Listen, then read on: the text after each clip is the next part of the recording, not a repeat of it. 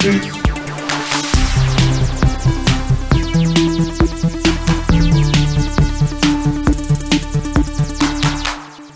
everyone, we're back. Did you miss us?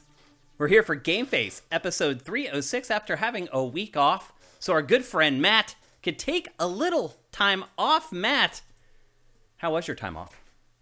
It's fine. Yeah. Saw the family. Yep. How was that? How long had it been? Like 6 months. So you hadn't been up since the holidays? Yeah. So it was pretty good. Saw some people. Bay Area is where I left it, more or less. I haven't been there in years. It's been years since I've been to the Bay Area. Yeah. Which is crazy. Because it's so close. It's like, it's like a 5-hour drive, a 1-hour flight. Mm-hmm. But for whatever reason, I mean, it's like a 30-minute flight, but it's a 5-hour process. Ordeal. Yeah. But in a lot of ways, it's better to drive, honestly. Yeah, like it can be. Like I usually will drive. Because at least when I get there, I get to have my own car and I don't have to pay for a rental. That's true. Yep. So we're back. Didn't miss a whole lot over the last couple weeks. I think you picked a great time to take a little time off. Because we've had 2 weeks to get a show together for today, and we just barely have a really good show. Yeah, a bunch of so I can't imagine what we would have done last Tuesday. We would have talked about the Sonic collection and the Capcom collection and just like, yep, those are old games. I mean, the Sonic collection's got a couple of cool. Like I like that they got an adventure mode and added a few things in there. But the Capcom collection is just like, all right, these sure are games I own on other platforms, but at least they're here now. I even feel like there's already collections. There are a couple, but not. I mean, Red Earth has never been released domestically. They're getting to the deep cuts. Cyberbots is a kind of a rarity. The weirdest thing about it is they didn't include Capcom Fighting Evolution, which is like that crossover game where most people have first heard of Red Earth in the West. Yeah. Red Earth is a weird game. It's like an RPG fighter. I've never played it before. It's all boss fights, but you level up as you go, and if you don't level up right, you can basically screw yourself. And there's a couple, like, there's definitely better characters and not better characters. It's weird. Like, it's a very strange. I can see why they didn't bring it here, because it breaks the expectations of what a fighting game is, to the point that I could see like a lot of people playing and be like, I don't understand what the hell's going on here. Yeah. They got Cyberbots, which has only been, I think, released once or twice here, and then every version of Vampire Savior / Darkstalkers you can imagine. Like, they got the original Darkstalkers and Night Warriors, and then they got Vampire Savior 2 and Vampire Hunter 2. I've never, both of which only have Japanese versions. Mm-hmm. And actually, one annoying thing about the collection, like the menu is like you kind of go through a circle of all the games, and you can switch between Japanese and English versions of the games. And I switched to English because I speak English. Yeah. But if you go through the menu and you go over into the Vampire Savior ones that only have Japanese, it switches to Japanese because there's only a Japanese version. But it switches the option to Japanese for all the games. Oh, geez. So if you go back to the other games, you have to go back down and switch it back to English. And it's like 3 button presses, but still, that's annoying. It is, yeah. Yep. It's fine. They all run fine. It loads real fast. There's achievements. They're fine. It's cool. These collections are one of those moments where I always have to remind myself that not everyone has been playing games as long as I have. Mm-hmm. And so these collections, I may have like 3 Capcom collections at this point that other people may not. I mean, it's nice to not have to like drag out the Saturn for like Cyberbots. But like it's not the most exciting thing. Yeah. And then Sonic Origins, they did some tweaks to those games. They changed the music in Sonic 3 because they don't have the rights to some of that anymore, because finally confirmed Michael Jackson wrote at least one of the songs in that game. Mm-hmm.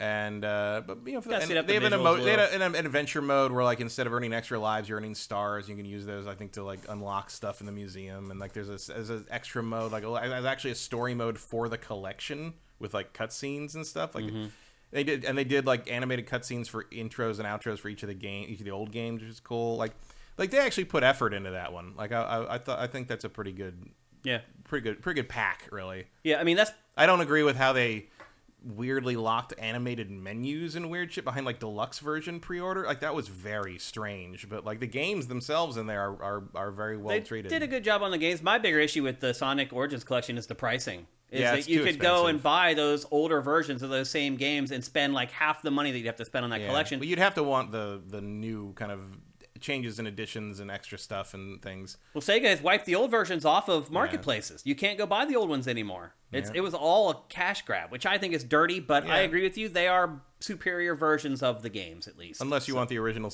music for Sonic 3. Right. But it's not like Sonic 3 is hard to find either on the Genesis or in multiple other collections, so I think that's fine. Yeah. Or, I hate to say it, but places like MAME. Yeah. Or isn't it on the mini Genesis they put out? Yeah. Too? Like they're not rare. Like, yeah, exactly. Sonic 3. Sonic 3 is not rare. I'm more interested in what Sonic CD games are going to be future announced for the Sega CD Mini Mega Drive Mini thing. Yeah. Because those are games that are hard to find, hard to emulate, and certainly hard to get for a reasonable price. And even if you get them for a reasonable price, are they even going to run? Because they're all scratched, and all the Sega CDs are starting to get a little creaky. Like, there's a point at which you're just going to run out of functional Sega CD units. Yes, you know, it's true. Yeah, I have one that's like brand new, never used. I got it.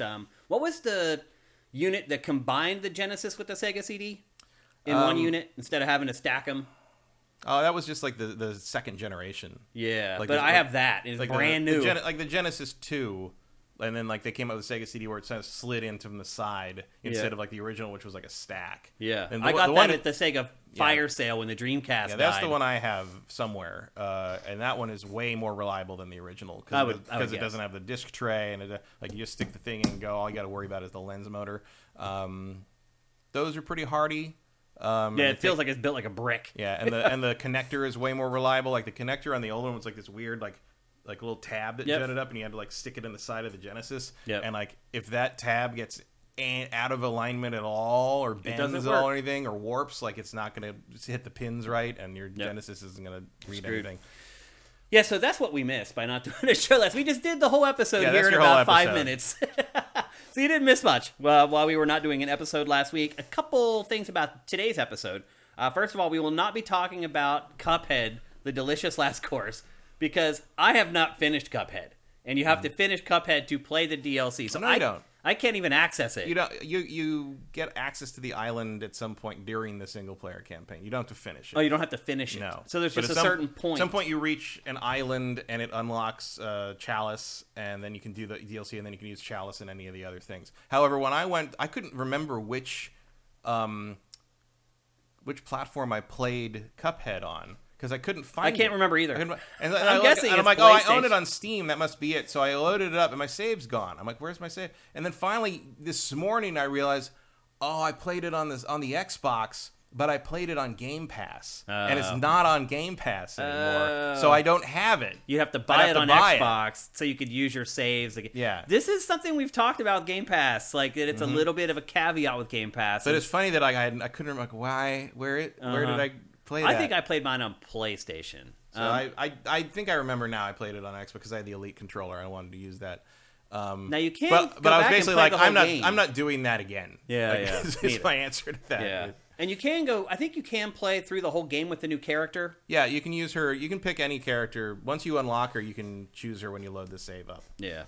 So I guess we could have played as her and just replayed sections that we've already. You could have if you were far enough. Yeah. I did not finish that game. I don't know if I got far enough. It became too much after a while. I don't know if I got far enough in my original save to see the DLC. Me either. I think it's safe to say like it's more Cuphead. It's great. It looks amazing. If you liked Cuphead, you'll probably like the new DLC. And damn, it's a good price. Yeah. For what you get. Absolutely. So. Yep. And then finally, did you see that someone else has left Easy Allies? Ben Moore. But you told me when you got here, so now. Yeah, Ben Moore has left Easy Allies. What's Not going so on easy there anymore? Yeah, what's going on there? I don't know. People. I mean, some of it's people leaving California. Yeah, because I think Ben said that he wants a different kind of life where he can afford a house, and it's understandable. You're not going to get that from a 8-person video game collective. Yeah. Probably. Doesn't seem like the Patreon model's working for most people. I mean, I think it works at first. It's very front loaded, but eventually it sort of slides down, and it worked for us first. But what we saw is that like you get that initial big group of people who want to support you, and like literally in the first month, it just falls off the cliff. Like when people finally have to pay after they've got their 30 days of free content, basically, most of them bail. They get caught up in the whole, hey, everybody's contributing to this new thing, and everybody loves it. And then a month later, when the rubber hits the road and it's time to actually be charged, after that first month, a lot of people bail. And then it just seems like it's just kind of a steady, slow it depends. Decline. Depends on you even out, and you got to decide whether you can live on what that gives you. Yep. And sometimes it depends on who you are. Like one of my favorite YouTubers just put up their first new video in a year and a half. Wow. And I was, her Patreon has stayed pretty stable. So people just kept paying for a year and some without any output. Pretty much. I mean, she did Patreon exclusive, like little videos and updates and things like that. But like the output is not. Also, like a lot of those YouTubers like just don't do output like they used to because they're tired of being harassed for things. Yeah. But like, it's like okay, like it's interesting that like there's a point. I mean, I'm still a patron on that. I'm just like I didn't cancel because I like her stuff, but it's like. It's weird that like some people drop if you don't do anything for 3 days, and some people you can not do anything for a year, and most of the people stick with you. So it's total scattershot. Yeah. There's been months where we had like our highest output of content ever, and at the end of the month, when the month turns over, you go and look at the reports of why people say that they stopped being a patron, and they'll be like, account wasn't as active as I anticipated, and you're like, well. Where did your anticipation come from? If you looked at what we had done before, this was like the best month ever. It's really hard to manage making a living on Patreon. It just is. It's very hard to market to get new people to your Patreon. And we get comments from people all the time that are like trying to help. They're just like, hey, like try this or this, and maybe they've only been our patron for like a few months, and it's like, bro, like we've done all that, like 4 times we've tried all that. And you appreciate them trying to help because they care about you and they care about your business and whatnot. But at a certain point, you just run out of things to try, and you're just kind of you're left in a it is what it is type position a lot of times. So I think the model, at least for gaming stuff, seems to be things like the game historian, who does really big videos about like complete and thorough histories of everything. Like he did one on the light gun. It was as good as any episode of Icons. I'll tell you that much. It just covers every imaginable historical. Does he actually go and speak with the people like Icons did? He will if they're around. Like it's hard. I mean, in terms of like light guns, he's basically every light gun for the NES. I think was the video he did. You're probably not going to find the people who made those. Yeah, you got to dig up some very old Japanese men to figure that out. Yeah, for sure. But there's some stuff like that. I saw a video of it's a guy. I can't remember his name. He's a board game guy, but he did it was a game called Blood on the Clock Tower, which is a very elaborate game of werewolf, basically. And he actually went out and found the guy. He went out and found interviews with the Russian guy who created that game, which is originally Mafia, and then he found the guy who turned it into werewolf, who changed it from Mafia to werewolf in the West, and interviewed him. And like, so he's talking to the guy who basically invented werewolf, and how he goes to like, you can't copyright any of that. So he goes, so yeah, stuff like that's interesting. That's an hour-long video. Yeah. We just started doing a new show called New Dimension. Yeah, that's more New Dimension is more why along we're doing the line it. of that. Yeah. That's why we're doing it. There's another one that I like more. I mean, that was like reminds me of something I would do, but it's a channel called Triple Jump, and they do I'm familiar with every whatever ranked worst to best. And like I saw one, it's like every Star Wars game ranked worst to best, and it's like 100 games, and they just go through every individual platform, and it takes forever, but it's like it's great. And you know what? I watched that video, and there were 2 games in there I didn't know about. Wow. That shows you they did good research. I didn't know about a couple of those. Yeah. I was like, oh, wow. Like I learned something. I didn't think there was anything left to learn about Star Wars video games, but there were 2 that I had never seen before. Yeah. So it's interesting. Easy Allies now, there's just 2 guys left there who actually worked as part of Game Trailer's editorial. That's it. There's Bloodworth and Damiani. And all the other guys were either interns there when I left, or they were hired after I left. And, at that point, Game Trailers was just dying a slow death and was shoved on to Defy and blah, blah, blah. So it's crazy to see that a lot of the big guys from Easy Allies have left, but I wish Ben Moore good luck. I hope that his decision to move back to his home area works out for him, and ultimately the decision works out the way that he hopes. So, and good luck to the Easy Allies guys. I love Bloodworth and Damiani, and hopefully they can keep the mantle going. Let's check in on our chat before we get going into the show proper, see what you guys are up to. Missed you guys. Not being around you guys for a week definitely changes my perspective on a lot of things. So it's good to see y'all back in the chat. Wow, you guys have been going off in here since we started. Swanland, thank you for Twitch Prime. Corey Film, thank you for Twitch Prime. Rosencrans, thank you for subscribing at Tier 1. That's awesome. What else? Was there anything else before we got started? Wampler13, thank you for Twitch Prime. Toast9, thank you for Twitch Prime. Yeah, the month just turned over, so all you guys can probably do it now. David5807, thank you for Twitch Prime. What else we got? Fire Native, thank you.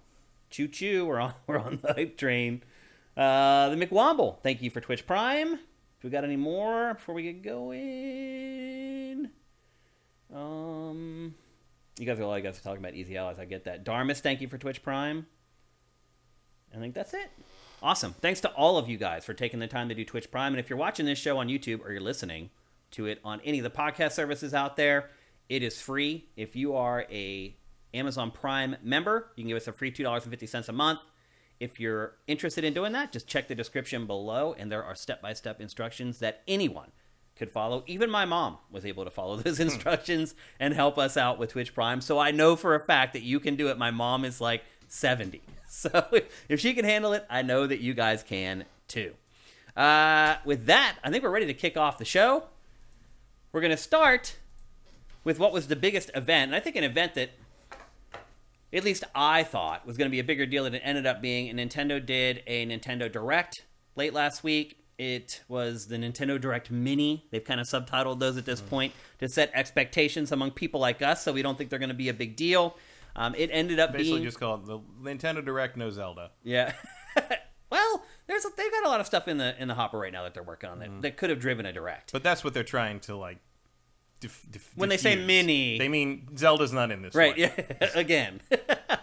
And it ended up being no release date for you. That's what they're trying to do. It ended up being all third-party stuff too. There was no first-party stuff in the entire thing. What's going on with Bayonetta 3, Matt? I don't think it's coming out this year. I'm hearing October. You really think so? That's what I'm hearing. I don't know if I think so, but I've heard they're targeting October. Really? Yeah. I mean, it makes sense with Halloween in that month and everything, but I mean, we got that one trailer. We haven't seen hide nor hair of it since, or heard anything about it since. Still haven't seen a gameplay demo of Zelda. We think that's coming in about less than a year. That's true. And we've got, 2 trailers for that and a teaser, I think? Yeah. In 5 years and half a decade. It's a good point. Okay. Touche. I still am not very confident that Bayonetta 3 is coming out this year. What do you think the percentage chances of that happening? I give like a 40% chance. Yep. That's about right. I've given up on my fantasy team. I'm sure a lot of you guys have as well, because it's just a complete... We've all given up on your fantasy team, Shane. No, not mine. I'm saying everyone's given up on theirs as well. I'm going to be real interested to see if anyone has no missing games in that. Out of the hundreds of people who entered our fantasy challenge, if there's one person... If you just picked all stuff coming out in February, you probably won. Yeah. No matter what they rated it as. Because remember last year, out of hundreds of participants, there was only one person who had all 10 games that were actually released, and they won. Yep. And I don't know if anyone's going to do it this year. I don't know. It's going to be a tight race, I think, for that. Not me, definitely. Well, in those, I know I can't win, so I just try to get the highest score possible. I just pick pie-in-the-sky games, trying to see if I can set the record for the highest score. But yeah, it's been a rough year, and I think Bayonetta might fall under that knife as well. We'll see. But there are some games coming to Switch for the rest of the year. And as I said, this Direct was all about third parties. But I would argue, Matt, that the third-party games coming to Switch are not especially attractive. First up, Nier Automata. However, Automata for you, Automata for me. People have debated how to say that subtitle ever since the game was released. Automata. Automata, yeah. It is coming to Switch finally. Sure, 5 years later. Yeah. I mean, it's a great game, but it is, yeah. I can't imagine it runs particularly well on Switch. It doesn't run particularly well on my computer. Yeah, I mean, the other thing, too, about this game is it's not... I don't feel like it's graphically intensive. There's a lot of, It's not, but it still doesn't perform very well. I know. So, I don't know. I mean, and you do need to be smooth considering the nature of the combat.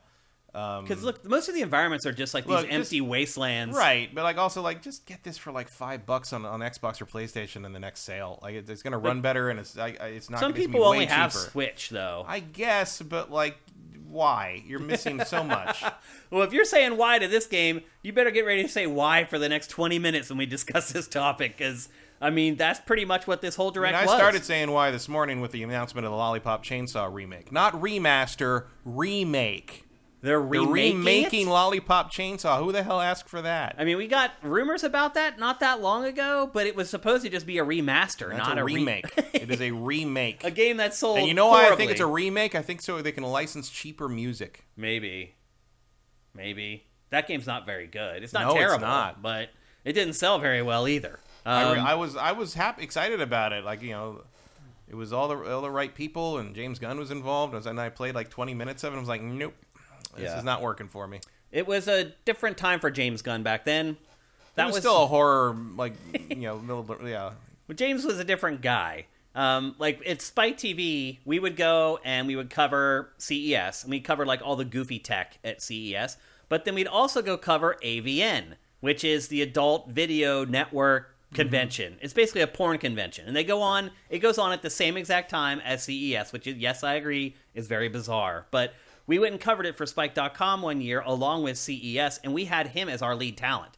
He was our guy who went around with the microphone and interviewed people at AVN, and he knows a lot of people in that industry. I'll just leave it at that. I mean, I think that comes with the territory when you work for Troma. Yeah, maybe. He's a little different now. Probably has to keep an image up with the. I mean, I guess he's done with Marvel after Guardians 3. Well, see, we had done a show with him special called PG Porn. It was a series of web shorts that were basically. It seemed like it was a porn until it came time for the sex to happen, and something would always happen to keep the sex from actually happening. And they were actually really smart and funny and clever. But we had problems like getting them sponsored because it had the word porn in it, and he wouldn't change the name of it. So anyway, that's why we went to AVM with him, because it was an extension of what he was already doing. And he's like, oh, I can also recruit people to be... Because he was actually using real porn stars in the episodes. And so he's like, oh, I can go recruit people for this thing I'm doing with Spike.com. I mean, it's just crazy to think where he was not that long ago. Yeah. He was doing 5-minute shorts for Spike.com. Think about that. He was showing up at our studio to do interviews about Lollipop Chainsaw. Like, think about that. But to be fair, he's not that different now. I mean, he's different where he is in terms of, like, although Peacemaker, you can see the pedigree of the porn conventions in Peacemaker, I would argue. He is still himself. Yeah. He's also a very cool guy. That's what I was going to say, is he's a really awesome guy. Yeah. Like, we worked with him for 3 days straight, and I was there, but I wasn't producing. We had a producer that worked with him or whatever. But I was popping him because I was very nervous that this producer was going to screw up our relationship with him, because PG Porn was gigantic for Spike.com. We would put one up, and within 2 days, it would do like 3 or 4 million views. And so I was like, you can't mess up this relationship. So I was popping in, like checking in on a producer all the time. And like, he was great. He was like the nicest guy. Oh, yeah. Like, always. Really good dude. I saw him a few months before Guardians came out, and the first one. And I was like, "Hey, you remember?" It's like, "Oh yeah." And I'm like, "What?" I'm like, "How's it going? Like doing this big Marvel? How's it?" He's like, "Dude, they're letting me do whatever I want. Like I keep waiting for someone to say no, and they just don't say no. So we're just making this movie, and I hope it's good. But like, it's great. Like that worked out. Like he was like I was expecting like a lot of corporate control, and there was just nothing. Like there was like, go do your thing. And how did we get on this tangent? Because the Lollipop Chainsaw remake. But how did you bring up Lollipop Chainsaw? Because it's a remake, and you keep talking about all the weird third-party things getting thrown up and asking why. Oh. And my asking why began today with the Lollipop Chainsaw remake, which I'm pretty sure James Gunn is not involved in. Yeah, I'm sure it feels. I think from what I saw, it's like basically a completely different team. He has more important things to do. Yeah. Yeah, I think everybody involved in that game back then has more important things to do. Now, that game is old. Yep. So anyway, Nier Automata coming to Switch. Do I have a date for that? October 6th. So it's coming pretty soon. Also in October. Which maybe dovetails with Bayonetta 3. Sort of. Two platinum games. Yeah, in 1 month on one platform. Or maybe that's better evidence that Bayonetta is not in October. Right, that's what I was hinting at. And then next, probably the biggest game of this Nintendo Direct Mini, at least in my opinion, Mario plus Rabbids Sparks of Hope. They showed the first gameplay of this. And Matt, this game has undergone massive changes. I really didn't realize how much of a difference they are making in this sequel. It is coming October 20th, so not long to wait. The game has an all-new antagonist named Cursa, and instead of the game taking place in the Mushroom Kingdom, it's kind of like Super Mario Galaxy. It takes place all over the cosmos. And Cursa's goal is to rule the galaxy. And she goes from solar system to solar system, draining energy from the planets and consuming the pure energy emitted by the sparks. Her evil coats the land in an evil sticky substance known as dark mass, aka Super Mario Sunshine. And it's your job to kind of clean that up. The other big thing with the gameplay is it takes away the grid, which is crazy for like a turn-based strategy game. It gives players more freedom of movement, and battles are now triggered like Pokemon, where you kind of are out in the open world and you come across and you can kind of initiate the battles if you want to, and then once you do, you can see you're kind of in that big circular area and you can go anywhere in that area instead of saying I have like this character can move 5 spaces and I have to move 5 spaces on the grid. You can kind of set your team up however you want behind cover or whatever, and then approach each scenario however you want. And then each battle takes place, instead of taking place in the game world, you get whisked away to a separate world for each battle, again, just like Pokemon. But ultimately, your battle decisions play out in real time, and Ubisoft's hope is that it makes it feel more fluid and action-packed compared to the first game, and I think that's a great goal to have, because it did reminds feel... me of Valkyria Chronicles. Yeah, that's actually a really good comp to use. It sounds like to me like all the changes that they're making to this are going to be for the better. Yeah. It's going to make it a more accessible game. Ultimately, your goal in the game is to rescue all the sparks and obviously save the galaxy. The sparks actually give your characters buffs. You can see they're floating around above Mario right there. It's kind of like a mag in PSO and Phantasy Star Online. You gotta figure Mario and crew got some pretty bad PTSD at this point. You'd think. Like, it's gotta be impossible to relax. It's just like, God knows what's gonna happen next. Yep. And then the cool thing about it, it kind of takes place in an open world. It's one of those pseudo open world games. It's really not open world, but it kind of gives the illusion that it does. But the cool thing is you can tackle the game in whatever order you want to. The challenges, the battles, and the main quests, you can just pick and choose when you want to tackle those and just go through whatever pieces of content within the game at your leisure. I guess Bowser's on your team now. Yeah. I'd love to see an exploration of like what the relationship between Mario and Bowser really is at this point. It's like, you keep kidnapping my girlfriend, but we invite you to our sporting events. Yeah, and you show up for our turn-based battles. And you're our bro for those. It is really bizarre. We've been inside your body. Yeah, oh yeah, that's true. So yeah, I'm pretty excited for this game. I never finished the first one because I felt like it got stale and it was too long. So I think the changes that they're making to this are all for the better. I really think it's going to result in a much better game. Definitely looks more engaging. Yep. So I'm excited for this. Again, that's coming out on October 20th. And again, as you might have guessed from anything in a Nintendo Direct, it is a Switch exclusive. Next up, Persona, finally leaving the PlayStation platform. This was in the Nintendo Direct, but it's actually going to other platforms as well. It's not just for Switch. Persona 3, 4, and 5 are confirmed for Switch. Persona 5 will launch on all new platforms on October 21st. October's looking like a good month. Yeah. And then Persona 3 and 4 are following much later in 2023. But it's good that finally this franchise is going to branch out and be available on other platforms other than PlayStation. Maybe a lot of people don't even realize that for the most part, these games have been PlayStation console exclusives. Yeah, Persona in particular. Yeah. Yeah, Persona, the franchise in general, has rarely branched out to other platforms, which is so weird. There's a long time where Atlas just believed that it had no appeal outside of Japan. I guess so. PlayStation was your lead there, and for a long time, Nintendo wouldn't allow things like that on their platform. That's true. So yeah, but Persona games all pretty great. I can't remember anyone that I played that I did not at least like a little. Yeah, Persona is definitely my favorite iteration of the Shin Megami Tensei stuff. Yep. And you will get your money's worth with these games. They are gigantic. So if you've never played Persona, which one would you recommend, actually, Matt, for someone who's never played one before? I've never played one before. I mean, I think 4 is probably the best one. It seems to be the consensus pick. Yeah. As far as what most people recommend to be the first one to play. But again, like, I don't think you can go wrong with any of them. Persona 5 certainly looks the best of all of them. Yeah, but I think 5 is very repetitive. It is, and it's really even long. by the standards of these games. Persona 3 is good, especially the portable one. I wish they were including Fez, which really adds a lot in the kind of a post-game thing. But, like, 3's very good. Like 3 is worth playing. I just think 4 is where they really hit the stride in terms of all the features and how everything should work logically. And like, you know, you can still use a strategy guide, but I think you can get through 4 kind of working on instinct as well. If you don't want to use a strategy guide, I think it's the best kind of mix of those things.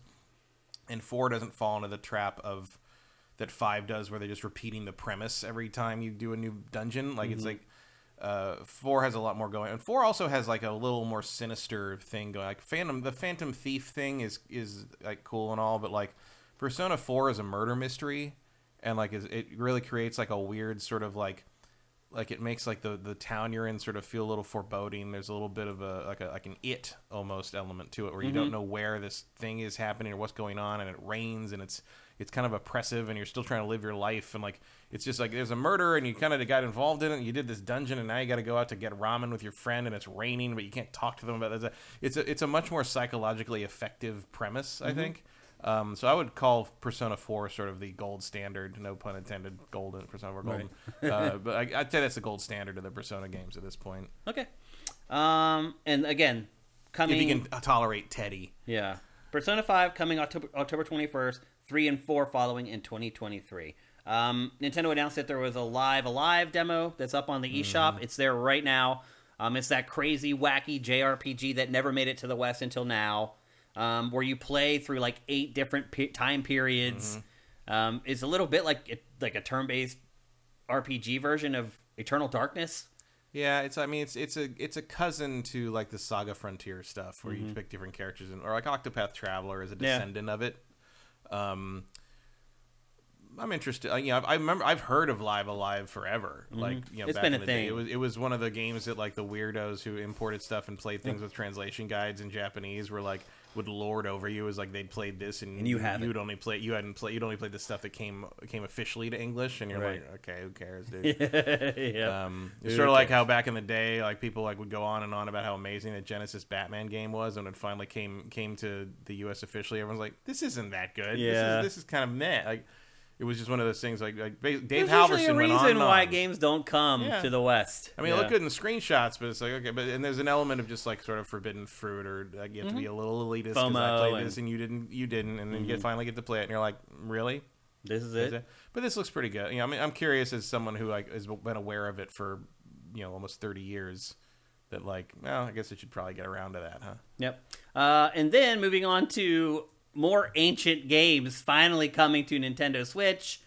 The Portal Companion Collection is coming. Both games, actually not coming. It launched on the day of the Direct. Both Portal games, Portal 1 and 2, live on Switch right now. But this is the kind of stuff that we're getting on Switch at this point. Just these really old third-party games that were pop. I mean, this game is what now? Like 14 years old? 15. Yeah. The first one came out in 2007. Yeah. So yeah, 15-year-old games about what the Switch can run smoothly. It's time for new hardware, folks. It really is time. And it's looking like that's why I was so pissed off about the Switch OLED.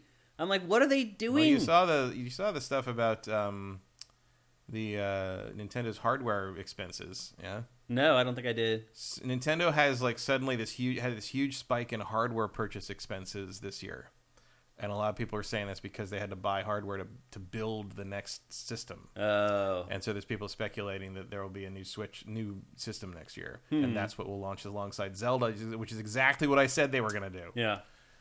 No, we said that with the last delay, actually. Yeah, they're gonna put Zelda up alongside the new Switch, or whatever they call it. Yeah. The Super Switch. Yeah. Now, again, I realize, especially with Nintendo, you have a lot of young players on the platform who may not even have been alive when Portal 2 came out. So I do understand why you release them on Switch still, but... Yeah, I guess they were 15 years, some of those... Yeah? Yeah. I mean, they're not even like kids. They're like young adults. My niece wasn't alive then, but she's in high school now, so yeah. This is my new, like, realization that I'm coming to at my age, is that, like, it's not all about me anymore, what I think is a good idea. There's these other generations that are much younger than me that are coming in, and they're like, hey, I heard my uncle talk about this game called Portal. All I have is Switch, and I can't check it out. Like, there's a market for games like that for younger folks. So I do get it, but this is really old. I mean, 14, 15 years. That's taken a long time to come to Nintendo platforms.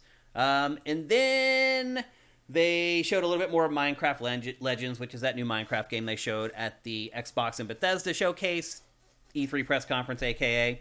Then they showed Sonic Frontiers on Switch. The first footage of Sonic Frontiers running on Switch. And boy, oh boy, does it look like a different game.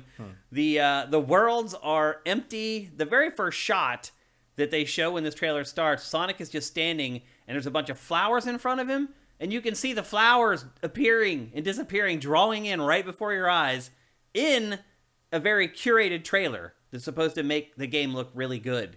I think it's safe to say, before we even play it and reviews come out, that this will not be the ideal platform to play Sonic Frontiers on. I wouldn't think so, no.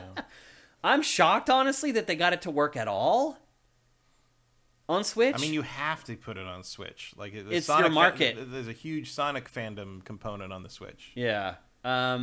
So, I mean, I totally get why they did it. I'm just really impressed that they got it to run at all. And it is the level detail has been drastically dialed back for the Switch version. Again, not a surprise, but yeah, unfortunately, it'll probably sell best on Switch. That's the irony. And it will likely be the very worst version of the game when it's all said and done. How have your feelings on this game changed, if at all, over the last few weeks since we've kind of seen IGN's been doing like a big blowout on it for the whole month? And I'm curious, but I don't expect it to be particularly good. Me too. I'm open to it now, where I kind of was not all that open to it when I first heard what it was supposed to be. But I'm still definitely holding my expectations in check to keep from being disappointed. I mean, also, I'll try whatever you want to throw at me Sonic-wise, but like I'm not going to bend over backwards to make excuses for him. Yeah. Also, this little section here coming up is where they show like the classic Sonic levels for the first time. They hadn't shown them yet on the Xbox or PlayStation versions. This little Switch trailer, they finally show some of this stuff to show you what kind of the more curated, more traditional Sonic adventure levels are going to look like inside the game. Some people may not even realize that is going to be a part of the game, that it's not just this open world thing where you're running around these empty environments trying to find rails to slide on. So I'm still nervous about that game. I'm going to give it a chance, obviously. I'm not going to be nervous about it. There's no stakes to it. Yeah. Have you reached that point with Sonic's 3D games that there's just the expectations are so low that I don't care? I mean, I've never been a huge Sonic fan in general, other than liking Sega. I think the series peaked with Sonic 1 and 2. I'm 30 years out from having any real expectations for Sonic games. Okay. I'm kind of there with you. Like, I was not a fan of the Sonic Adventure games like a lot of people were. I like them okay, but again, that's sort of Sonic in a nutshell for me post 1995. I liked it okay. Yeah. Yeah. I liked it. Some of them are terrible. I mean, Sonic 2006 is terrible. A couple of those weird spin-off ones are terrible. The Black Knight thing. The Rise of Limerick or whatever. Rise of Limerick. Yeah, the Sonic Boom was bad. Yeah. It was not finished. Yeah, like the BioWare thing was not very good. But then Colors is okay. Colors is good. Generations is good. Unleashed is good, except for the Werehog parts. Right. It's not it terrible. It is what it is. It is, yeah. And then finally, something, and maybe I shouldn't even included this, but I know some people really like these games.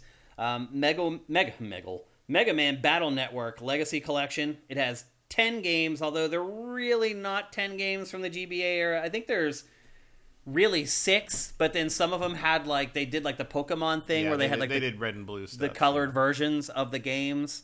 For those of you who don't know, though, this is a series for the GBA of RPGs set in the Mega Man universe. They were all really good, despite the fact set in a weird Mega Man universe.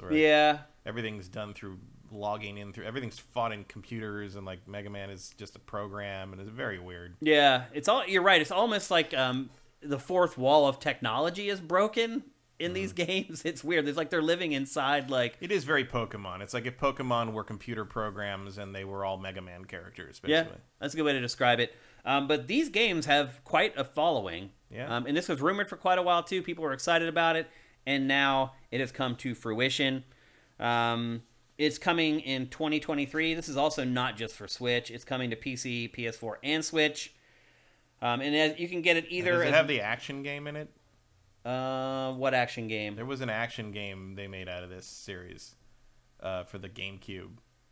Then it's not in there. This is all GBA all stuff. GBA? Yeah.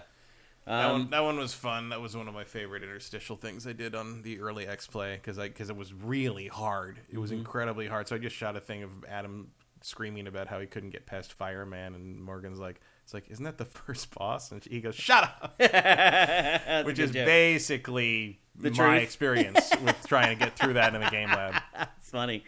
And they're releasing it either as one retail package with all the games, or if you buy it digitally, it's actually going to be split into 2 parts, 5 games in one part and 5 games in another part. So there you go. That's Mega Man Battle Network Legacy Collection. That's a lot of the same game over and over again. Yep. Where's my Legacy collection? Yeah.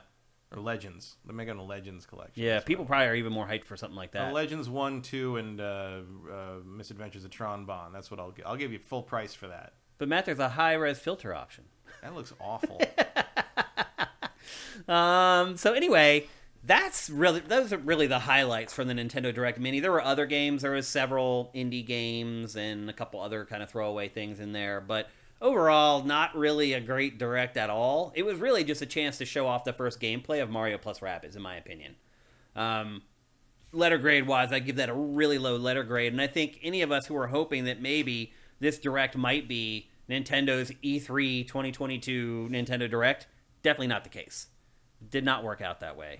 I don't know if they have announced when the next one is coming, but the next one should be first party. They did a Xenoblade one. Yeah. Around E3. That was close enough, I guess. Yeah, and that's their big game coming up here soon. I didn't actually watch a lot of that because I'm like, I'm already in. I already got. I finally did get to order the special edition. Because you remember the first time they put that up, their web store crashed for like 9 hours. That's right. And they had to delay it, so they delayed it and said like, okay, it's tomorrow, and I was like, but you logged right in, got it, no problem. Yeah, that's good. I don't know why. I don't know what went wrong the first time, but yeah. I mean, basically what you're looking at, though, from this Direct is what's coming out up until the end of October. Yeah. So we'll probably have another one that will tackle November and December. Well, there'll be one for Pokemon. Yep. There'll be a separate one just for Pokemon, for sure. But overall, pretty disappointing. I can kind of see now why Nintendo didn't have something for E3 week or Summer Game Fest, because I think it would kind of got caught up with Microsoft. And I mean, they're doing as well as everybody else is, really. Yeah. This is not like, oh my god, comparison to Sony and Microsoft. They have no. It's like, no, it's everybody right now. Yeah. Yep. Let's take a look at chat and see what you guys are saying. Telling us when things are coming out. That's true, and giving us hard dates for this stuff. Let's see what you guys are saying about it, if anything. Eth Demon, the most exciting thing from the Direct was the Battle Network collection. Okay, so you said that before we started talking about it. Yeah. What else? I'll get like halfway through one of those Battle Network games, and that's about it. I played a couple of them, actually. I played a few of them. I mean, if I got this collection, I would get about halfway through one and be like, that's good. We're fine. Justin Horman says, that shot of Sonic grinding around the mountain, the way the background chugs is concerning. Yeah, I mean, you're just going to have to accept that there's going to be technical limitations with that. Jam Rain, thank you for Twitch Prime, by the way. Vincent says, don't forget the Persona games are going to be on Game Pass. That is important to remind people of. Yeah. If you have both a Switch and an Xbox with Game Pass, don't worry about buying the Switch version. Vincent says, Cursa is brainwashing Bowser's minions, so the enemy of my enemy is my friend, I guess. Okay. Still, I don't know if I'd want to sleep with him in the same camp.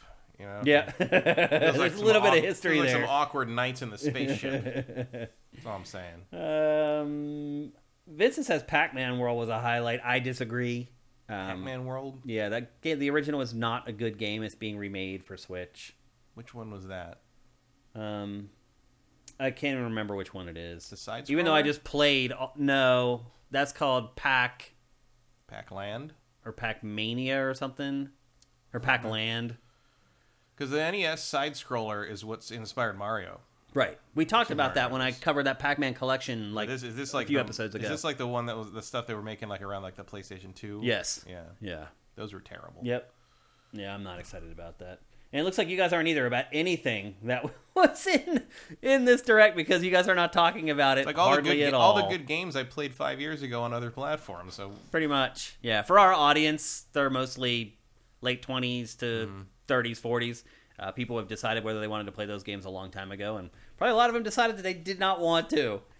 So anyway, there you go. That's the latest Nintendo Direct Mini. We should probably get another one here in the next month or two, hopefully with some first-party stuff.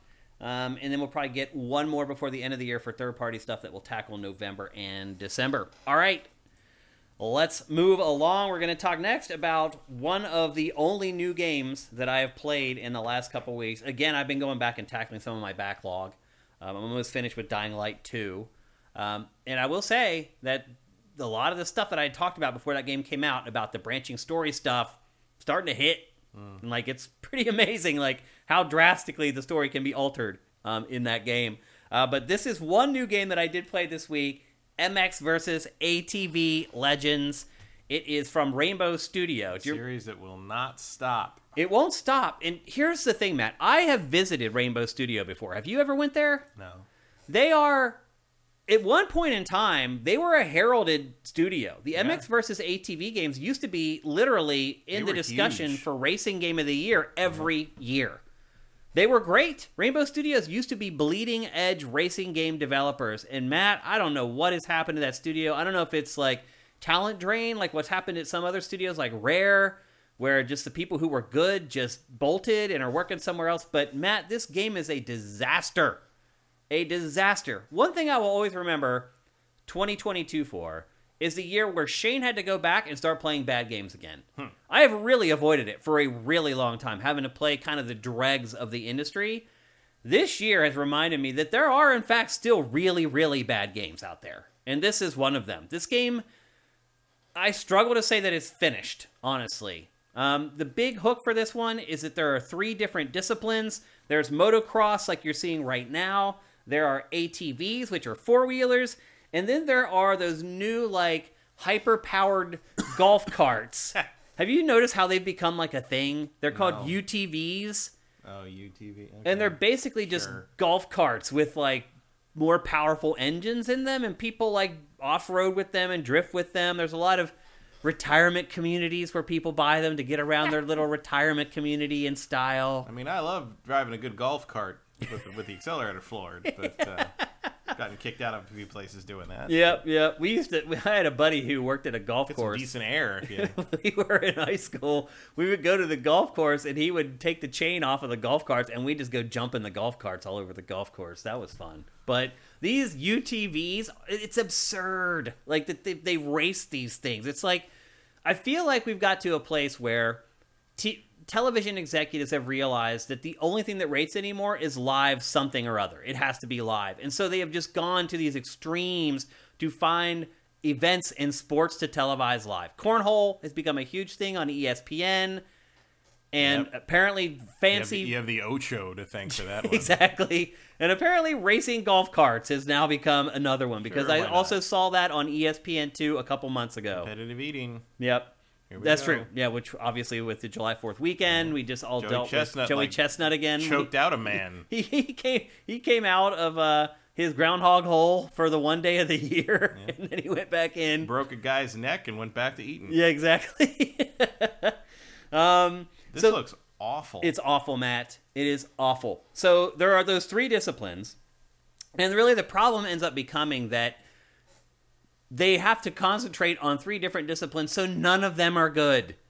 None of them work great. And I would go in order: the 4-wheelers, the ATVs, then the motocross, then the UTVs. But even the 4-wheelers, like, they still don't feel right or feel great when you're actually driving them. Another quote-unquote innovation for this entry in this franchise is supposed to be a semi-open world.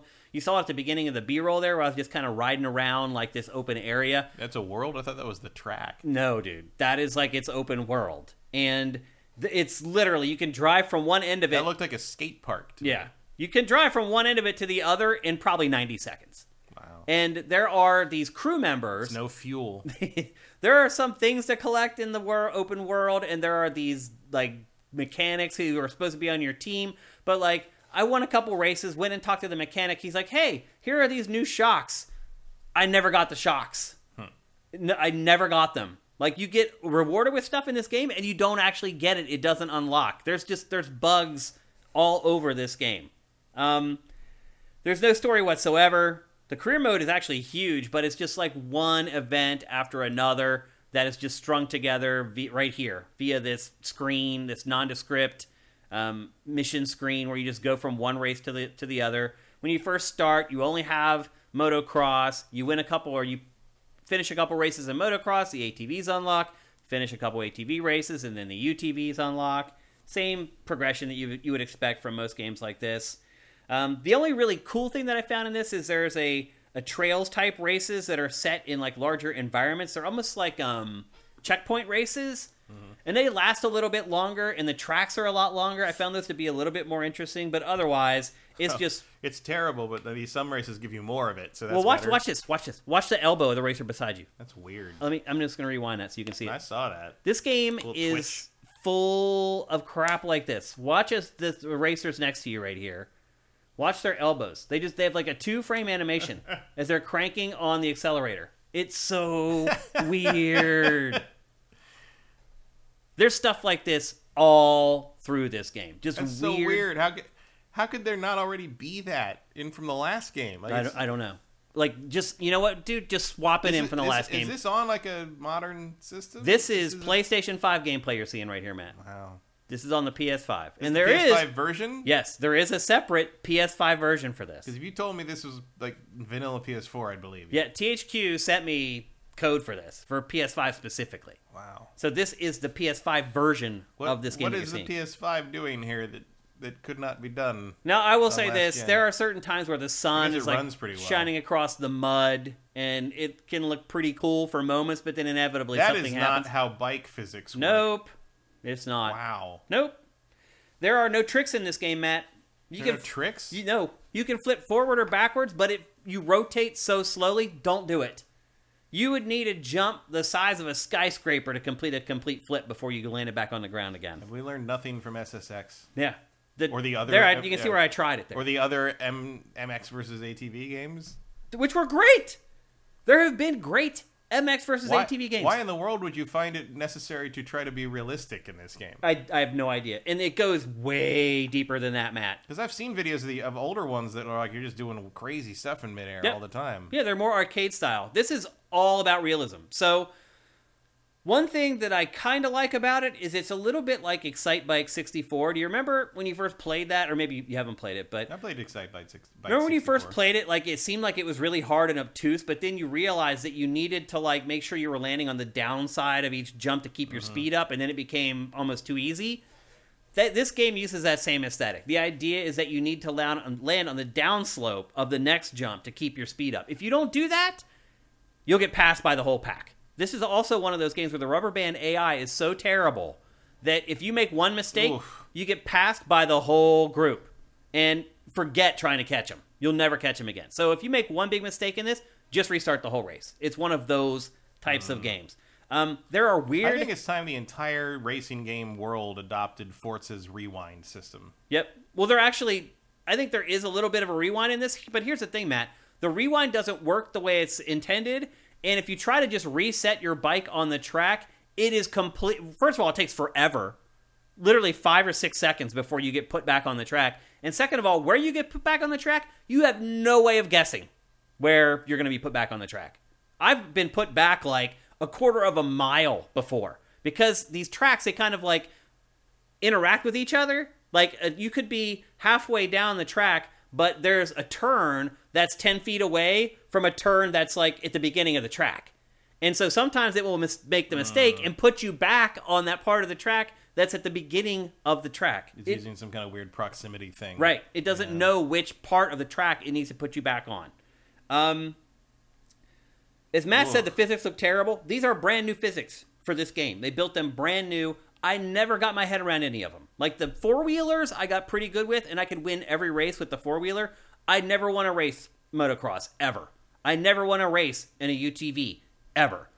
Like, I never got to the point where I went into a corner and I knew how the bike was going to react and how it was going to shoot out of that corner and how it was going to direct me into the next jump or whatever. And so, in conjunction with no trick, it is just...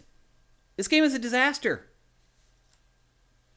The CPU is really aggressive. I thought the AI was good at first. I was like, oh, wow, these guys are like banging me, and they were kind of smart at first. But coupled with the fact that you can't handle the bikes, it makes the game nearly impossible. Like on motocross or UTVs, I was finishing in like 7th place, 10th place. I couldn't even get like anywhere near the top 3. 4-wheelers, first place every time. It's so bizarre. You were talking earlier about, how they were kind of arcadey initially and how they become more This game uses this weird system where as you're going up a jump, you pull back on both of the sticks, and then when you launch off of the lip of the jump, you my Apple Watch. You push forward as you go off the jumps. And so if you're coming, here's the thing, Matt. You also turn with both analog sticks. So you turn loose, like simple turns, you use the left stick. If you need a really tight turn, you double down with the right stick. So if you ever go around a turn in this game, and then there's a jump right after the turn, you have no chance because you're using both sticks to turn, and then suddenly you're supposed to pull back and then push forward as you go off the jump. It's crazy. There's all kinds of hit detection problems. There's times where you're just rolling down the track and your bike just flips. Like there's some invisible object that you can't see that the bike hits and the bike just flips over. So I've had the bikes just stop. It's so what was that? Bad. Probably what I was talking about. I was looking at my notes. I didn't see it, but probably what I was talking about. No, it bounced off something rather invisible. Yeah. To the side of the track. It happens all the time. The UTVs, they do not change the tracks for the UTVs. So you get in these areas of each track where it's a choke point and all the UTVs just jam together. They can't fit through the tracks because they left the tracks the same for all the different vehicles. I mean, that's probably true to life. Maybe. But then don't put the UTVs in the game. No licensed vehicles, Matt, either. They are coming as the licensed vehicles in this are coming as DLC. Basically, they're like, you know what? We're not taking the risk of licensing this stuff and having our game tank. If you want the licensed vehicles, you're going to have to pay extra for those licensed vehicles. It is just one god-awful thing with this game after another. Again, I've not played a game this bad in I don't know how long. And I'm fortunate that I haven't had to. It is interesting getting back into the dregs of the industry once again. And that's pretty much it. There's bike customization. It's really hard, and there's tons of parts. But it's really hard to tell any difference when you attach the parts. That's if the parts appear that you unlock in the first place. You can buy some parts as well, and those seem to work okay. But the ones you actually earn, I could never get them to appear to install onto my bikes. It's crazy. And as far as the graphics, you've been seeing it. It's no big deal. This is the PS5 version you're seeing. Some of the lighting on the mud looks okay, but otherwise, there's nothing remarkable about. Yeah, I'm tired of looking at this. Yeah, exactly. And it's been, 10 minutes? Yeah. It's been 10 minutes, and you're sick of looking at the game already. I stuck with it for many hours. I kept hoping that, eventually something would click. And, the physics and the controls, I'd be like, oh, I get it now. I understand it never happened. It never happened. I played it way too long. Where you can see there, 14th place I finished with the UTV. Out of, I think, 15. 16. So I managed yourself short. I managed to beat 2 racers in this race. I don't know what's happened to this studio. They used to make great racing games.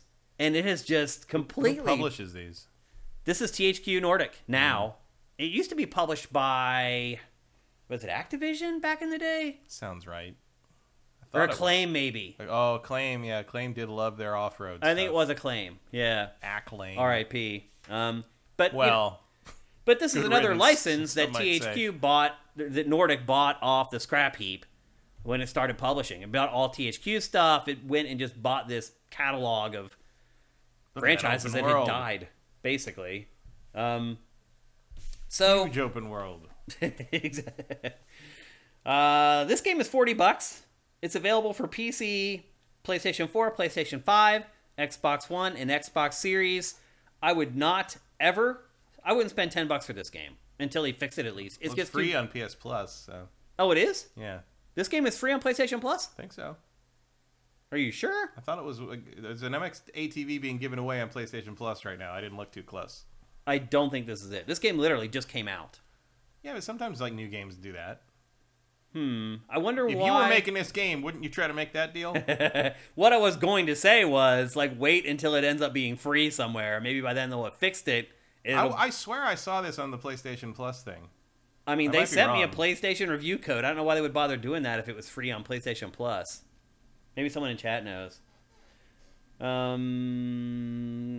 one's really saying anything. Oh, Sneaky says on the highest tier. So if you're like the $18 a month guy, all right, you can play it. And then I still wouldn't recommend playing it.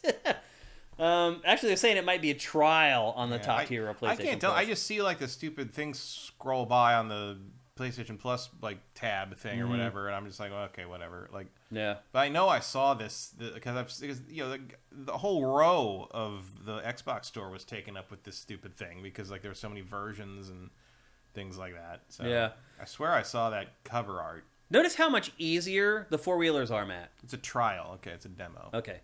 I'm in first place here on the four-wheeler, easily. I just wrecked, flew off of the track, and the rubber banding didn't work on this in this mode.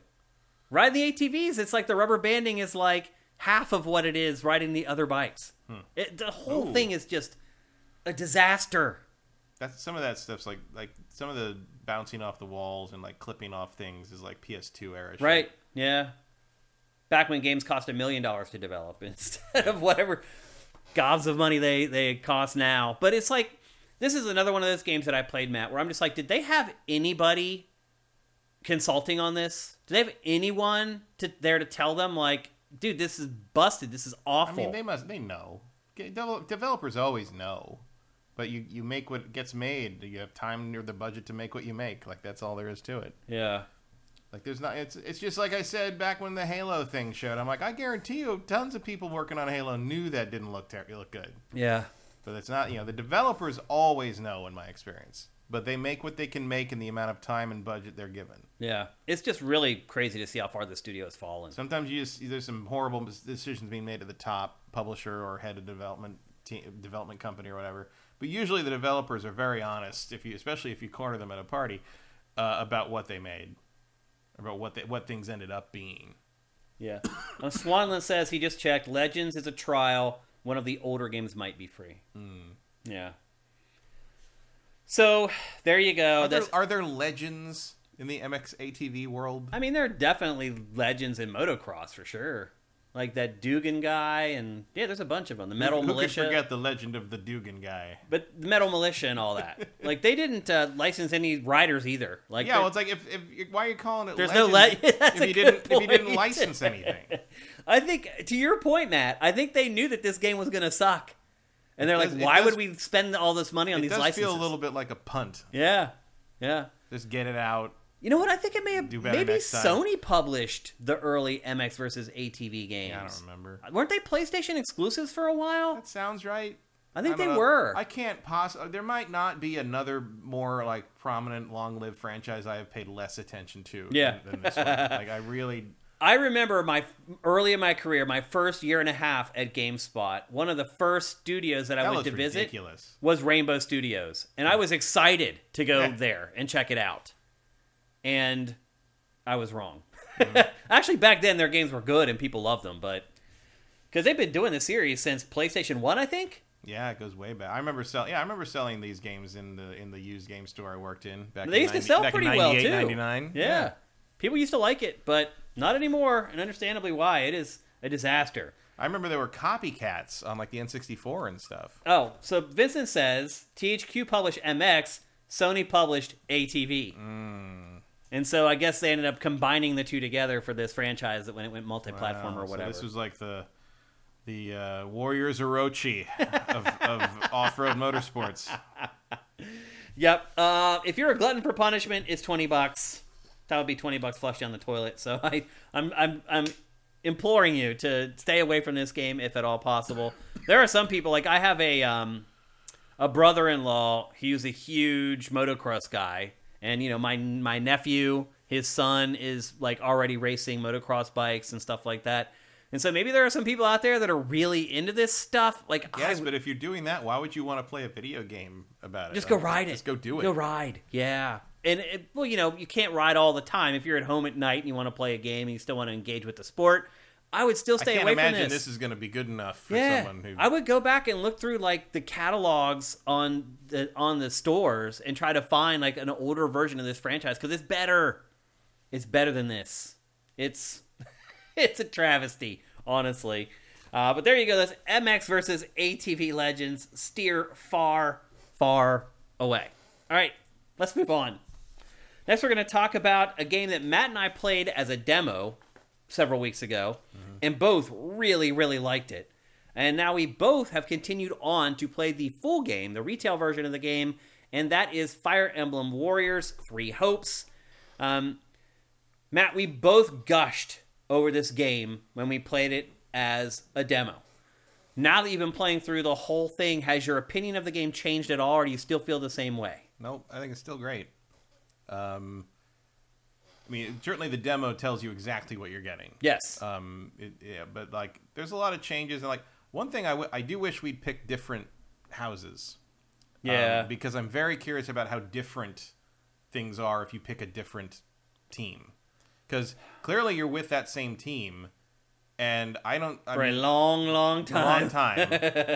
I remember at some point I realized that the save not only told you what chapter you're on, but said part 1. Yeah. And I'm like, oh my god, how far is this going? This game is huge, by the way. Gigantic. You get your money's worth in this game. I don't know if it's as long as Three Houses, the strategy RPG was, it's which was 60-some hours. It's up there. But I think it might be close. If you do everything, especially like all the side missions, get S ranks and everything, I bet you could stretch Oh, into that if you got S easily. ranks on it, if you went back and replayed until you got S ranks on everything, it's easily probably 100 Now, I will hours. say this.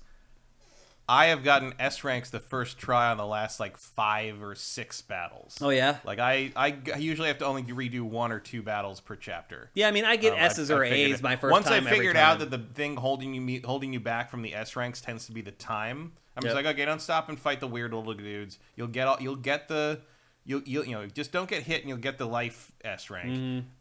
You'll almost certainly kill enough people to get the enemy's defeated S rank. All you got to do is beat the time. So I just burn through it as fast as I can and send people to where they need to go to do the side missions. I never do side missions with my character. I always send other people to do side missions. They usually pull it off. Yeah. And then it'll tell you the percentage chance they have as well. Yeah, I don't care. I just send them. Unless it's like all the way to the left, I'm gonna be like, no, you can handle it. Get in there. Yeah. I'll jump over, and like I do like that you can teleport. If you get 3 teleports per battle, you need it. Which saves eventually you need it. Yeah, especially when like you're like, okay, you've cleared the map. Oh, the final enemy general pops up on the other side of the map. You're like, all right, well, you can spend like a minute wasting time running back, and you can just teleport over. The challenge that I've found in this game is sending your other party members out to the other side of the map and them getting in trouble. And what happens is like they'll get to where they only have like a little bit of health left. You switch and take control of them, and you run them out of trouble. And if you switch back to your other character, they will run right back to the trouble again and die. That is when I failed missions in this game, is when because the other thing I've tried to do is you can pick what party members go on each mission with you. And I have done a poor job at times picking the right characters because I'm just trying to level up everybody. So if I ever get to a point where I need a strong whatever class, I have strong characters in every class that I can use later on in the game if I need them. But a lot of times you end up putting those characters in situations that they are not meant to take part in, and they get beat up real fast. Like if you send a magic user on their own a good way across from the map, they're going to be in trouble eventually. Like they're not going to, at least in my experience, they very rarely ever manage to complete like their missions on their own. I've only had one character die in the whole game, and that was in fact a mage. Wow, that's crazy. Linhart, the guy, I never use him. Because it was exactly what you said. He was like, everyone else was like level 12, and he was like level 5. Well, you can pay to level up the characters in this, and it's really cheap, actually. It's pretty cheap. Also, I feel like if you feel you can spare a character slot in a battle, you can just caravan them into your, have them be your, whatever you call it, adjunct, or right. There's a word for it. But basically, you absorb them into your character, and they become part of your super move, but they get experience as you kill things. So it's a good way to level them up without risking their lives. They piggyback basically on you. Yeah, I mean, I do pay close attention when I start a battle, like to go through the map and like switch through characters and only pick ones with a lot of blue arrows. And I send them where they need to go, where I know the blue arrows for them are, and it usually takes care of it well enough. Yeah. And to be honest, at this point, like my Shay is like, she's like level 45 and the next highest level is like 27. Like she's burning through shit right now. You cannot. She is a god on the battlefield unless the main character from Three Houses shows up, basically, unless Byleth shows up, who is like really the only legitimately tough fight in the game. That's true. As far as like you having to like just beat someone, your character is so over leveled compared to everybody else. I'm going to answer the question that I asked you now, and I will say that I have not enjoyed the game as much as I did the demo, because it does, a lot like Three Houses did, it does settle into this repetitive grind after a while. And that's what I'm showing you now with this new B-roll, what the game ultimately becomes, where you go back to your village after each battle, and you have X number of turns that you can take, you have X number of training points that you can spend, and you basically go and you try to court people to raise your affinity with those people, to find a love interest. You cook for them, you send them on chores. I will say this. If you don't want to do any of that, it doesn't matter. It really doesn't matter? Because, well, the training does. You want to do the training and get your mastery of the you can change classes there and all that stuff. Yeah. But all the the ABC rank things, like the relationship rank, all that does is change how fast or what you can do when you have them caravan with you. Oh. When you absorb them and have them working. I can't remember what the name of the actual game term for what you do is. It starts with an A. But that affects that. Other than that, like I have not seen an actual result from that. If you look at it up in like the little like explanation thing, it literally says the higher your rank, the more bonuses you get when you team up with them in that thing. And like I rarely do that anyway, except to level somebody up. So like if you don't want to do the relationship stuff, you don't care about the character conversations, which I do. I like the characters in these. The writing. This is insane how much writing there is in this game. A lot of voice acting. Like, and the all voice this stuff acting. is voiced. It's really crazy. It really is nuts. And like you're seeing the world you map. got all the paralog stuff, which is all these like side missions that are specific to each characters, and they give you a certain team you have to take. And you can see on the world map there's that girl running back and forth at that one building. Like if you rescue her, then she appears in the actual village. She sells rare. She sells rare stuff. It's insane. But it ultimately the game for me has settled into this kind of repetitive pattern. And to your point, the battles themselves are almost like a foregone conclusion. They're not challenging. My lead character is so OP at this point, and I have like 4 or 5 characters that are just so high leveled that if I want to just walk through a map, I can. I'm creating the challenge myself by taking these underpowered characters on the missions with me, trying to... Well, even that doesn't really work for me because even the characters I don't use have leveled up a lot from the bigger battles because they get involved. They're not part of your 4-person main team, but they are there and they get XP for it. Because the combat gets very repetitive. It looks very flashy. Like if you're watching GameFace a few weeks ago when we talked about it, or you're watching this now, you're probably like, oh my gosh. And it is amazing, Matt, that the Switch doesn't slow down. With all these characters on screen at a time. I've seen a couple of slowdowns maybe twice in like 40 hours. It's amazing. I don't know how they've done this on Switch. I think it's just they've kind of perfected this engine. I guess. Because Hyrule Warriors, they've gotten a little better about that in every Warriors game on the Nintendo Warriors game. And this is the best they've ever done. Because I will still say, and some people would say this is damning with faint praise, even people who like the series. I will still say this is the best Muso game ever made. I'd agree with that still, because I hate Muso games now, though. I think they suck. I don't want to play the modern them. ones generally. I think the last really great Muso game was probably Samurai Warriors 4. And I am enjoying this, and I have played this already, probably like 30 hours, and that's fine. For $60 or whatever they're charging for this, it's worth the money. But the combat, it's too thin for each character. There just aren't enough attacks. After a while, you're just going through the motions with the attacks, waiting for your cooldowns, and it just becomes this pattern. And it just kind of it's not fun anymore. I just felt like I was a robot. I'm like, I feel like a monkey could play this game at this point. Go back to the camp, do all the stuff at camp, go back out, fight this. My guys are so overpowered. I really think a monkey could hold a controller and probably finish the levels if I gave him my 4 best party members to go and play. So for me, my enjoyment of this game did diminish over time, and I don't know if I'm actually going to be able to drag my butt across the finish line and finish the game at this point.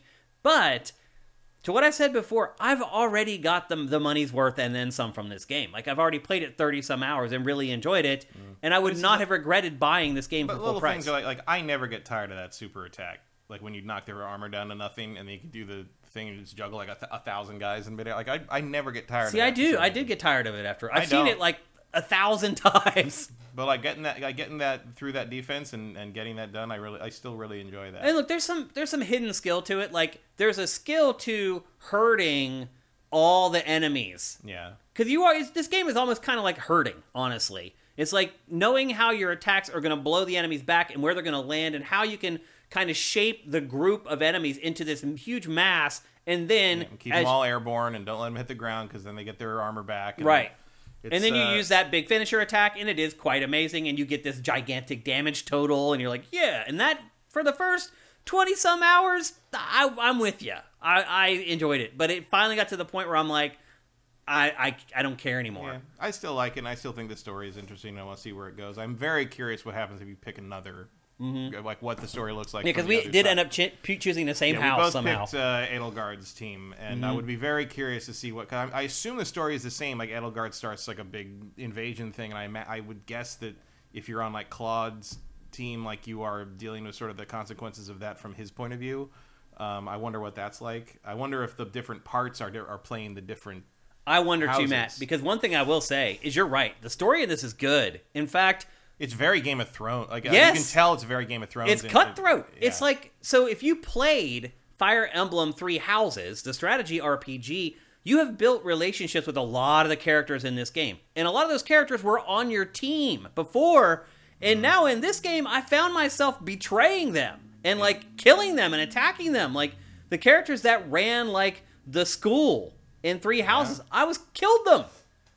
Yep. It turns out that if Byleth didn't join the school, a lot of things turn out real different. Yeah. And so you're right. I like that there's a lot of they deal with the kind of the whole thing where it's like, and your character is confused too. They're like, didn't this person just betray you and now you're welcoming them back? And Edelgard's like, yeah, but that's just politics. They're noble, so you have to sort of bring them back. It'd be harder to control things if you don't let them back in, and we'll just have them change whoever's in charge to be their son, and their son is more open to things, and and it's just like, they're playing the politics of it, and the idea of all these and the other idea is that Game of Thrones managed to nail, which is like all these people know each other. Like most of them are related to each other. Like they've all spent time at the same parties, they've all spent time at the same meetings, they've all spent time at the same festivals, and like they all know each other. And they're all sort of like, and like there's a lot of times where Edelgard's like, oh, Claude's smarter than I thought. I mean, I knew he was smart, but I didn't think he'd pull this off. But he pulled it off, so we got to give him credit for that. Yeah. And then like, oh, this guy Gloucester is this guy, and he's a jerk, and my father didn't like him, and he didn't like him as this, so now this is very in character, but we still got to bring him over to our side. And like, there's a lot of standing around talking about the politics of things, and I think it works for me because like, it's clearly inspired by kind of the Game of Thrones idea, but it's also like. It works really well in a way better than almost any other Fire Emblem game, except Three Houses, which does the same thing to a large degree. It feels like a real world. It feels like there's backstory here and there's history here, and everybody knows what it is, and it doesn't feel too unnatural that people are explaining it because there's a new, your character is sort of new to the whole thing, and there's a whole noble versus commoner thing going on. That's sort of an upstairs downstairs element to it that makes it like work that way. And then they got this weird mystical subplot where like it's like gods are basically possessing certain characters and fighting out their grudges between you that way. Story's good. It's really I'm interested where it's going, and I don't say that about all the Fire Emblem games. A lot of Fire Emblem games just are like, okay, like these guys want to win this fight and want to invade this place, and who cares? Like this is much more interesting. Yeah. This is honestly a level of storytelling I did not think the Muso team was capable of.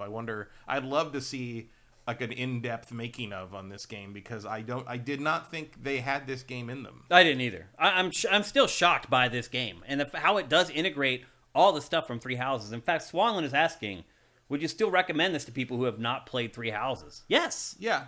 You're not going to have those moments where you're like, oh my gosh, this person I allied with for 60 hours in this other game, all of a sudden I'm killing them on the battlefield now, but its story is still great. Yeah, there's definitely an element of like how different the things play out and who different the characters are, and certainly how different they are after the time jump than they were in the time jump in the Three Houses. But like, you're still going to get a lot. The story still is very all you need to know is that the Ashen Demon character that you choose the gender of at the beginning and name is the main character of Three Houses that you played. Yeah. So that's the big shift. Is like instead of joining the school, that character stays a mercenary and is possessed by this monster in the same way that your main character is, and it's just sort of that's the change in the timeline. I would actually argue that if you haven't played Three Houses, you may like this game more than I did, because the grind that got to me in this game is the same grind that was in Three Houses. A lot of the grind is lifted from Modern Fire Emblem, almost directly which from is why Three Houses. It feels so much like Fire Emblem. It is, yeah. You're doing all the same housekeeping, but instead of a turn-based fight, you're having an action fight. Yeah. That's it. And I had already done this for 60 hours. I mean, now it has been a couple years or whatever. But, man, when I finished Three Houses, I was done. I was like, I'm good. Also, I'm just going to point out, if you go on a horse, you put some pants on. You are not coming back from that ride feeling okay.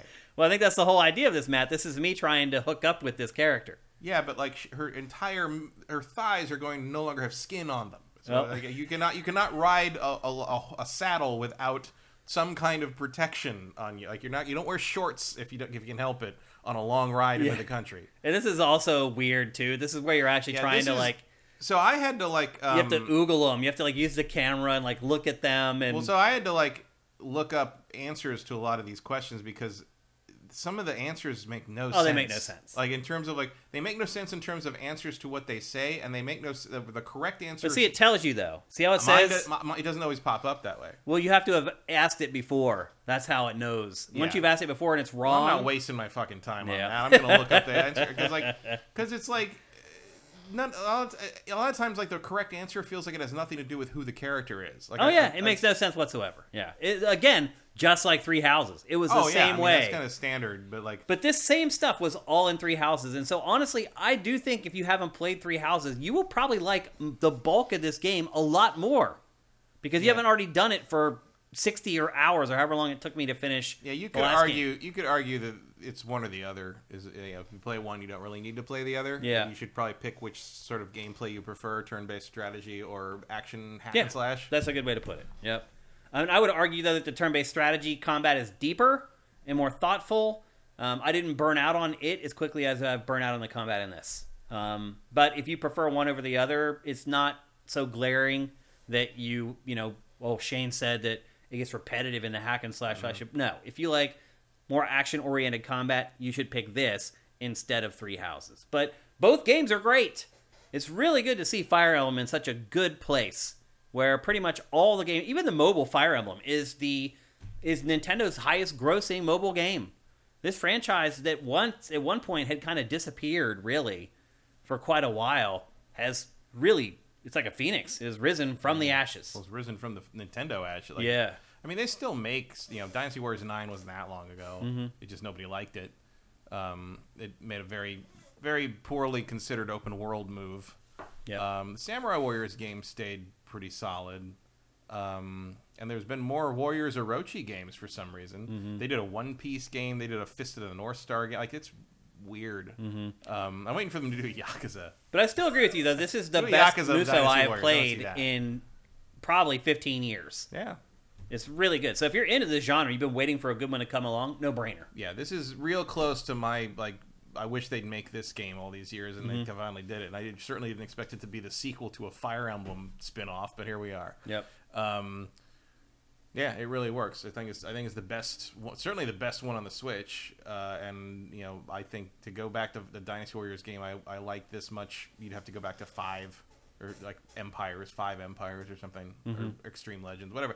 Who can tell anymore? The nomenclature for those games was always a little goofy. You always get the basic one, then you get the Extreme Legends one, which is basically just more stuff. Then you get the Orochi version. Then you get the Empires, which is the supposed strategy version. Right. Which sometimes it is and sometimes it isn't. And then you have Romance of the Three Kingdoms. Well, that's the grand all strategy exactly. It's crazy. That's a whole different series. Yeah. But tied in with a lot of times the same characters. It's all Romance of the Three Kingdoms, based on the old Chinese novel legends, whatever you want to call it. I mean, it's history, but it's also mythology at the same time. Yeah. All these characters seem to have been real people, but but we're Lubu maybe probably didn't kill 1,000 Right. people in one blow. And, it's like that kind of thing. Yeah. It's all cool. Samurai Warriors is pretty legit. Like They typically to me legendary. are the best of the series. Samurai Warriors is really good. Most of those, and they actually did one. Between 4 and 5, they did one.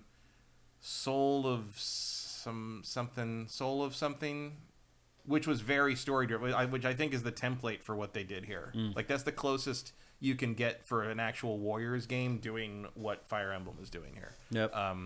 They must have gotten some of the team from that to do this one because that's by far the most story driven Musou game they've ever made until this. But that's 2 thumbs up from Matt and I. I did start to burn out on it, but I had already got if I had paid for the game, I would have already got my money's worth by the time I started burning out. And again, a lot of that is because I had just played and used a lot of these systems for a really long time, not that long ago, with 3 houses. So if you're even vaguely interested in this series or in this genre, I think it's a buy from both of us. Yeah. It's really, really good. I mean, it is repetitive. I mean, by the nature of what it is, it's repetitive. But if you like the idea, if you like the Fire Emblem, if you like the art style, like whatever, like that, this is the pinnacle of Musou at this point. Like I don't think they've ever made anything better. I agree. Okay, let's move along. We're going to talk next about Battlefield as a franchise. It has been an interesting week for EA, Matt. First, we find out that the next Battlefield is going to have a campaign. And try that again. Huh? Is that good news or bad news to you, Matt? It's negative. It's nothing news because I'm not going to play it. You fooled me once, fooled me twice. Done. Have you played a Battlefield campaign recently? Because there really haven't. I guess there really haven't been any. I think the last Battlefield campaign I played was Battlefield 1, the World War 1. Yeah. One. And that World was War 1. That was the last real campaign in a Battlefield game. Was it? I thought there was a World War 2 one. There was Battlefield 5, but its campaign was 90 minutes long, 3 chapters, and they were all self-contained. In fact, Battlefield 1... Was 5 the one where everyone's mad that there was a girl in World War 2? That's Battlefield 5. Yeah. Yeah. That's what I said. Is 5 the one that everybody's mad about that? So remember the I did not play initial that trailer for it was awesome? Yeah. I did not and play then the game that ended up being nothing like the I think trailer. the last one I played was Battlefield 1, and I played the one, whichever the one, I think the first one they did a campaign for, which involved that jet level that was all on rails and you couldn't skip anything. Oh my yeah, God, that's right. What a nightmare. Yeah. They have never done good the closest to a good campaign DICE has ever done is actually Battlefront 2. Yep. That was okay. That was that was definitely the best one that they had done. No doubt about it. Yeah, I can't remember the last, or if there was ever a Battlefield campaign that I really liked. Battlefield Bad Company 2 has a good campaign. It does. You're right. That's like the only ago. one. You're right. That is like the only one. Bad companies have pretty good campaigns. Yeah. But and they haven't made a Bad Company in what? Forever. 13 years, 14 years? At least. Remaster that shit. Yeah. If you want to Seriously. you just remake those and I'll buy them. Yep. But even remember Battlefield 1, the campaign was these self-contained missions. It wasn't a campaign that like had one set of characters that went through all the chapters of the campaign. There were all these little self-contained stories, and I would argue not really a campaign. I really think the first or the last It was a short story collection, basically. Yeah. Which I think is fine. Like I think that's a pretty good way to approach it if you're not interested in or not up to making a big grand sweeping story. Like Call of Duty tries to do. I think that's a valid approach, especially if you're trying to like kind of show that like this war was going on differently. You know, like you want to show like the battle in Finland and like show a sniper in Finland who's like trying to defend their homeland. You want to cover tank crew. You want to cover jump around. Show it was like in Africa for a tank crew. Show it was like if you're stuck in the trenches in the Battle of the Bulge and you can't there's no reinforcements coming. You just got to hold out. So, the siege of Stalingrad. Like you can jump all over the air war against Britain. Like what it was like having to fight the Battle of Britain if you're an RAF pilot. Like there's a lot of cool ideas you can do there, and if you can make the writing snappy enough and get yourself pulled in and understand who these characters are. Like, there's a lot of cool things you could do with that. Yeah. I would just argue that DICE has never managed to do that. The last real campaign in a Battlefield game was Battlefield 4. And that campaign was offensively bad. I can't remember what that was. You maybe remember the trailer for it. It had, like, this gigantic building that looks like it's going to fall on top of you. Yeah. That was, like, one of the big moments in the campaign, and it was in the trailer. That's what most people, I think, that's the iconic moment from the campaign that people remember. Okay.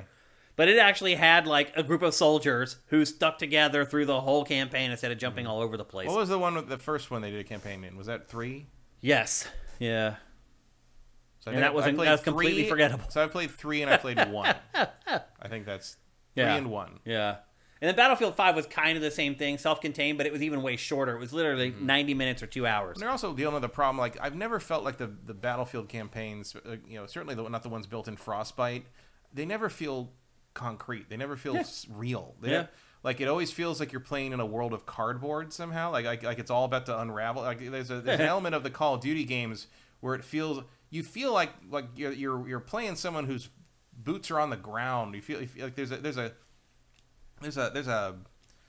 tangibility to the world in the Call of Duty campaigns that is just not there. But maybe just a subconscious lack of trust in that could be the Frostbite engine. Yeah, it really could be. It just Frostbite stuff always feels like you're on like a high school play set. Yeah, like it's all taped together with like glue and paper mache. Yeah. I agree. I feel the same exact way. Swanland says, did Hardline have a good campaign? Does that count? Hardline was a complete departure for the Battlefield was franchise. Like where you're like a SWAT team. You're like, it's like it wasn't even really Battlefield. It was a complete. I struggle to even say that was a Battlefield game. I feel like that was a game that was supposed to be something else that they slapped the Battlefield name onto. Yeah, that felt like some kind of weird. Yep. That felt like a rejected Medal of Honor pitch. Yep. Well, so they are bringing back the campaign for the next Battlefield game, basically trying to save the franchise. Let's be honest.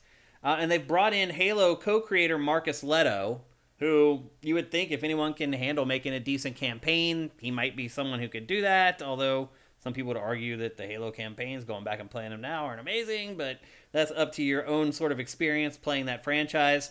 But the official line from EA when they hired Marcus Leto was he's here to create a best-in-class single-player campaign experience with a player-first mentality motivated by a passionate aim to understand and serve the players who are engaged with the game. And then in the job listing for the job that he got, it said the ideal candidate must have a passion and understanding of single-player campaigns and how to innovate within that space. And then Vince Zampella said in December that EA, and I think Vince is just kind of like the head guy on, like, at EA anymore. Does it seem like that way to you? No, like, I don't think he's got the title yet, but it does feel like they're sort of like he's sort of the guy that they're like, we don't understand why this doesn't work. But maybe Vince does. Yeah, that's Vince. Like it feels like Vince is sort of the fixer now, or the Kevin Feige, where like the Feige's reputation at the Marvel stuff is that he only shows up if there's a problem. No, and like it's beginning to feel like maybe Vince is at EA. I know. Maybe he should send Vince to Edmonton. Exactly. Just saying. Yeah. Maybe he has some ideas for that Dragon Age thing. Yeah, and he said in December that EA is now looking to create a connected Battlefield universe that explores different routes and business models. There's that falling building thing. Yeah. So anyway, EA is trying to revive Battlefield before it's too late. One, do you think that that's possible after what we're seeing right now, Battlefield 2042? It's possible. I don't know if it's probable. I don't know. I think it's like hard. At this point, you might be better off just renaming shit Medal of Honor and calling it a day. It's on the fringe. I would agree. It is right on the edge of no return for this franchise. Like the next game will determine if this franchise. You know what survives. I would do if I was in their shoes? I would do a really visually amazing but mechanically very very similar to the original remake of Wake Island, and I would put that out as a free demo, just for goodwill. Here, you remember what you like Battlefield 1942? Remember when everybody played that fucking demo for like 6 months over and over and over and over and over, and then the game came out, we're like, oh my god, more stuff to play, and then we just played Wake Island still, because Wake Island is the best thing they've ever done. I would still rather play Battlefield 2 than any of these the ones that came after it. Battlefield 2, the multiplayer, was before it became overly complicated. And too complicated, I would argue. Yeah, I never got into that the way you did. You were a Battlefield 2 aficionado. Oh man, I played that game for probably 1,000 hours, I would guess. Yeah, I just didn't. It was the perfect compromise between complexity and user friendliness. Yeah, the modern thing just isn't as interesting to me. Yeah, like, in this series, like I like because I mean I do agree with you on the thing about how it got too complicated, but I think one of the beauties of using World War II is it's simple. Yeah. Like, you're not using airstrikes. You don't have, like, I mean, you could. They always find a way. You're not painting targets. You're not doing, it's just like, there's vehicles, and there's rifles, and there's grenades, and there's C4, and go. Yeah. You know, like, it's, you know, you're not like over dealing with drones and strikes. You're trying to simulate too many things at once with modern combat. In terms of, like, I think it works for something like Call of Duty, but like Battlefield, just trying to throw you in the middle of this big war zone and run around and do shit. Like, I always felt like World War II was the right choice for that because it was very simple. Yeah. Well, it's like flying the vehicles have become way too hard. Like flying jets. Have you tried to fly a jet in Battlefield? Now, to be fair, it's always been impossible to fly stuff in Battlefield. It has. Flying stuff in the original Battlefield 1942 was like, you got lucky. You were, if you saw someone flying around in a plane in 1942, and they're like straight, like, look at that guy. Everybody turned into Finn from Force Awakens. That guy's a hell of a pilot because he didn't crash every time he looked at the ground. Like, flying stuff in these games. I mean, remember when they put helicopters in Battlefield Vietnam? And you might as well be flying a real helicopter. You see a guy run into the helicopter, and just go straight into the ground. Yeah. And so those vehicles become a huge advantage in this. Have become a huge advantage because only certain people dedicate themselves to learn how to actually use them. Like, they need to dial it back so anybody can jump in any vehicle and be at least proficient with it right away and won't just fly it straight into the ground. And I know that part of that was like they were trying to come up with a way to discourage people from just sitting around and trying to get in the planes. You know, because I remember in the old games, you'd have literally lines. Yeah. People get, and before people turned friendly fire off, if someone beat you to the plane, if you beat someone to the plane, they would just shoot you before you could take off. And pull you out of the cockpit. No, they'd blow your plane up and wait for the next respawn. And like, you'd end up with people in line. Like, half the team would just be in line for a fucking P-51. That still happens. It's just dumb. Yep. So EA has this new push for single-player Battlefield, single-player games in general. And out of nowhere, EA's... Even with the tweet. Yeah, well, then out of nowhere, EA's official Twitter account issues this insane tweet where it says they're a 10, but they only like playing single-player games. So, what would you know about 10s, EA? When was the last time EA had a 10 game? But, so this is your new push. Okay, Vince and his crew doing amazing things. Game of the Year candidate. Fallen Order. With Fallen your Order. top-selling thing for years. And you realize that you're pushing for single player, and then you come out with this tweet. They're a 10, but they only like playing single player games. I mean, it's basically EA twisting the knife and insulting single player games. Not only that, EA has a reputation for killing studios that make single player games. Yeah. If they can't be turned into a live service or some loot box driven game as a service, like, they don't care. They have 3 games now. Yeah. 3. Well, Vince Zampella replied to that tweet with a face palm. Think about that. That's a big move, dude. I wonder how long Vince sat there with that face palm emoji before he clicked send, wondering if it was Vince the right. Vince just does shit. You know Vince. He just does shit.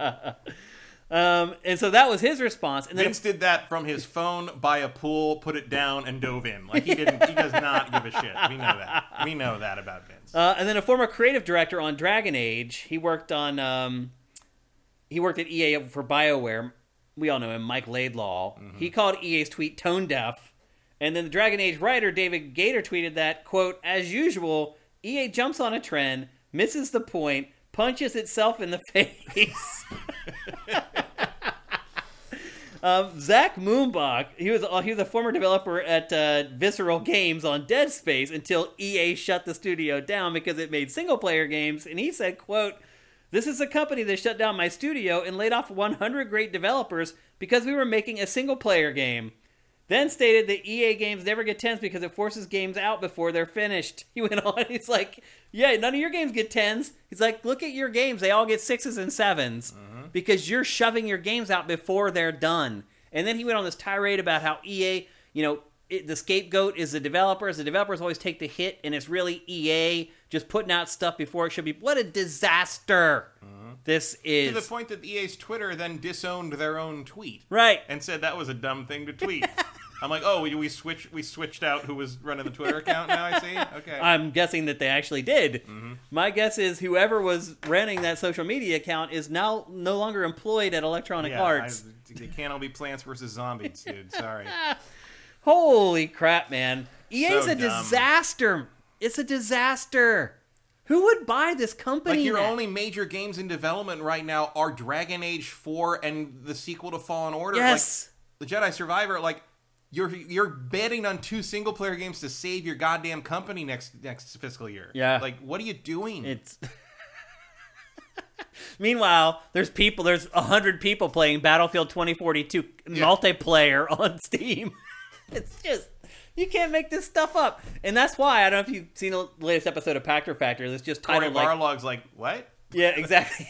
Because mine's going to sell like 20 million copies. You know that, right? Yeah. Like, yeah, one of the latest episodes of Pachter Factor is just titled, like, what the hell is going on at EA? Yeah. And he says it, like, they ask him who's going to buy EA, and his ultimate answer is nobody.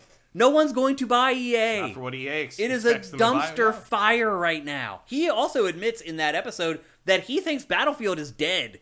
Like, he's not even giving it like an extra game like we are. If you think Battlefield's dead, if you're internal at EA and you're like, I don't think we can rehab this, you've got a giant vault of things you haven't touched in 30 years. I know. You really don't think you can make a shooter out of something? I know. Like, It's you can't take... There's something in there, I promise. There's something in your stupid vault you haven't opened in forever. You got Starfield about to come out and set the fucking world on fire. You got Starflight sitting there doing nothing. Well, Matt, they closed the studio. Wing Commander sitting there doing nothing. They closed the studio that makes Dead Space.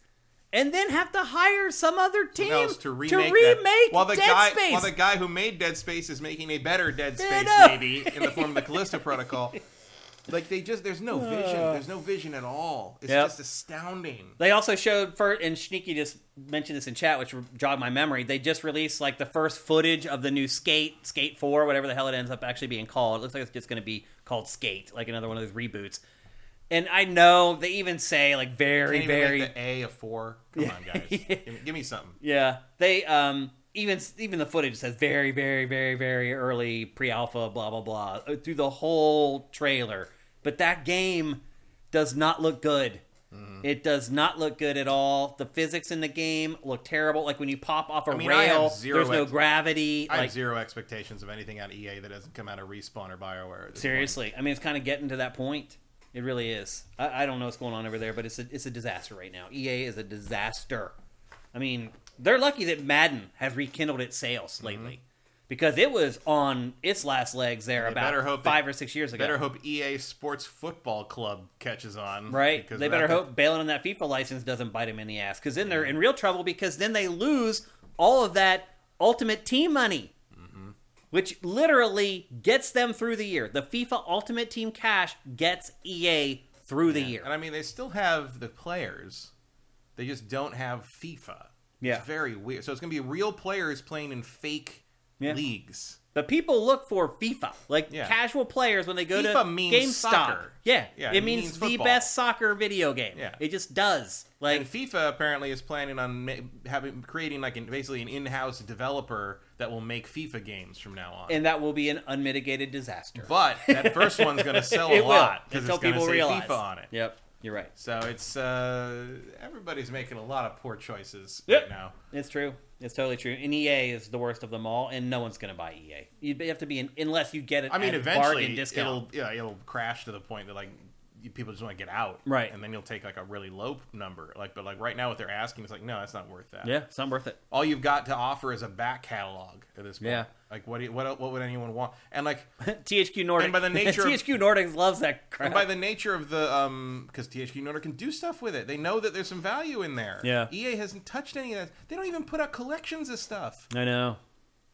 Like, which is just a no-brainer money grab. Just do a quick that people would be okay with. Just do a quick remaster of all the old Command & Conquer games. Yeah.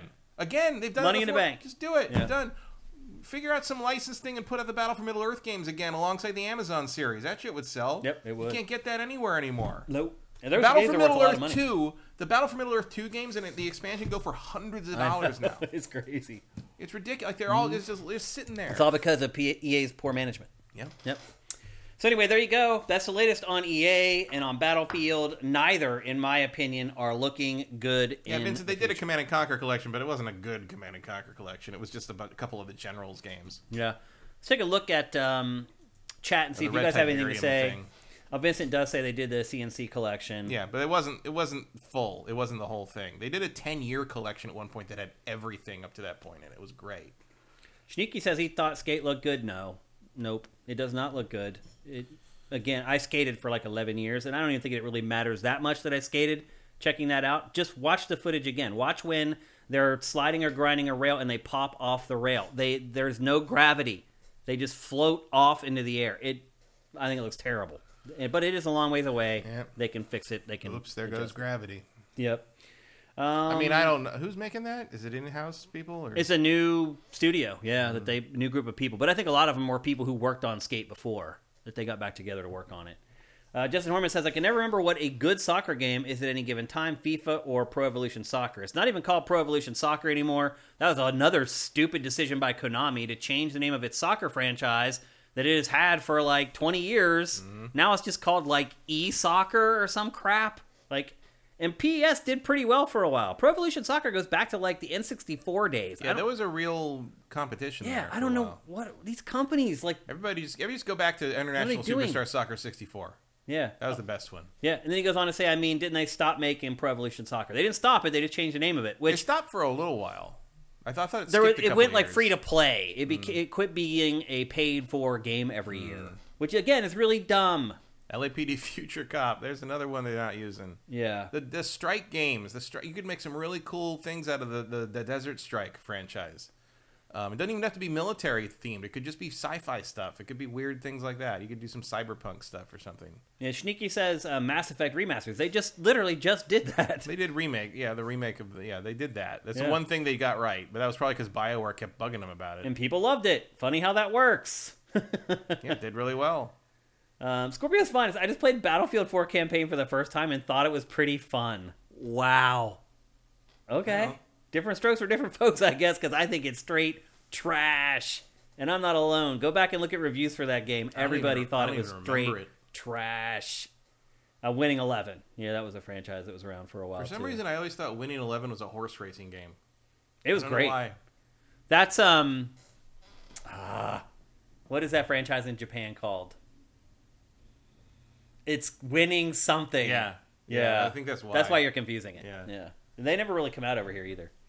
Okay, looks like you guys don't have a lot to say. Crazy arcade game that when we were there that one year that was like horse racing. It was like 14 people all sat at a thing. And with the cards, and it was like a continuous betting thing. Wow, it's crazy. The money that was spent to build something like that, assuming people would play it. That would just be a mobile game, right? Right? Because that's what that was. It was. Yeah, it's crazy. Okay, it's time to move on. Winning Post. Winning Post. That's what it was. Yep, that's it. Very Gooster new. Yep. Okay, we're going to talk next about Sucker Punch. The studio. Do you think would you consider Sucker Punch PlayStation's most underrated first-party studio? I think they have been for a long time, yeah. Yeah, I think that's a fair label to give Sucker there. Punch. Because it was Naughty Dog, because back in the day, in the PS2, it was Naughty Dog, Insomniac, and Sucker Punch were making the big three platforming games on the PlayStation, and the other two went on to fame and fortune, and Sucker Punch still there, but doesn't get mentioned in the same breath as the other two, and some of that's not fair. Some of it is fair. Some of it is fair because Infamous isn't really on the level of, say, Uncharted. Yep. But I think Sucker Punch has always been extremely talented, going all the way back to their first game, Rocket Robot on Wheels, on the N64, which is criminal that is not get included on more collections. It's really good even today. It is. It does hold up still. A physics-based 3D platformer that stands out even on the N64, which is full of 3D platformers. I really like Sucker Punch, and I'm really glad they found their success with Ghost of Tsushima now, because they're finally getting that respect. It finally reached that Naughty Dog and Insomniac level. Yeah. With that game. But they didn't lose their identity. Right. It still feels like a Sucker Punch game. It still has that use of color they've always had. Ghost of Tsushima, as much as I will say, even as I think probably remastered Spider-Man and Miles Morales and Last of Us 2 are better looking games overall in terms of like tech or whatever. Yeah. But there is no game on the PlayStation 4 or 5 I have taken more screenshots of than Ghost of Tsushima. Yeah, it's the prettiest game. It just around every corner there's a painting. Over every hill. It's incredible. Yep, absolutely. Some people were wondering, despite the success of Ghost of Tsushima, And despite the fact that it's already common knowledge that they're working on Ghost of Tsushima 2, a lot of people are fans of its older output. We talked about Infamous already. You talked about platformers, but you didn't mention that their platformer was Sly Cooper. So people are wondering, okay, like what's going to happen with your older IP? And a lot of people were hoping maybe that even if Sucker Punch isn't going to make games for those two IP, that maybe they will license it out to some other studio. Sony, by the way, is licensing out a lot of its IP to other developers that didn't start the IP.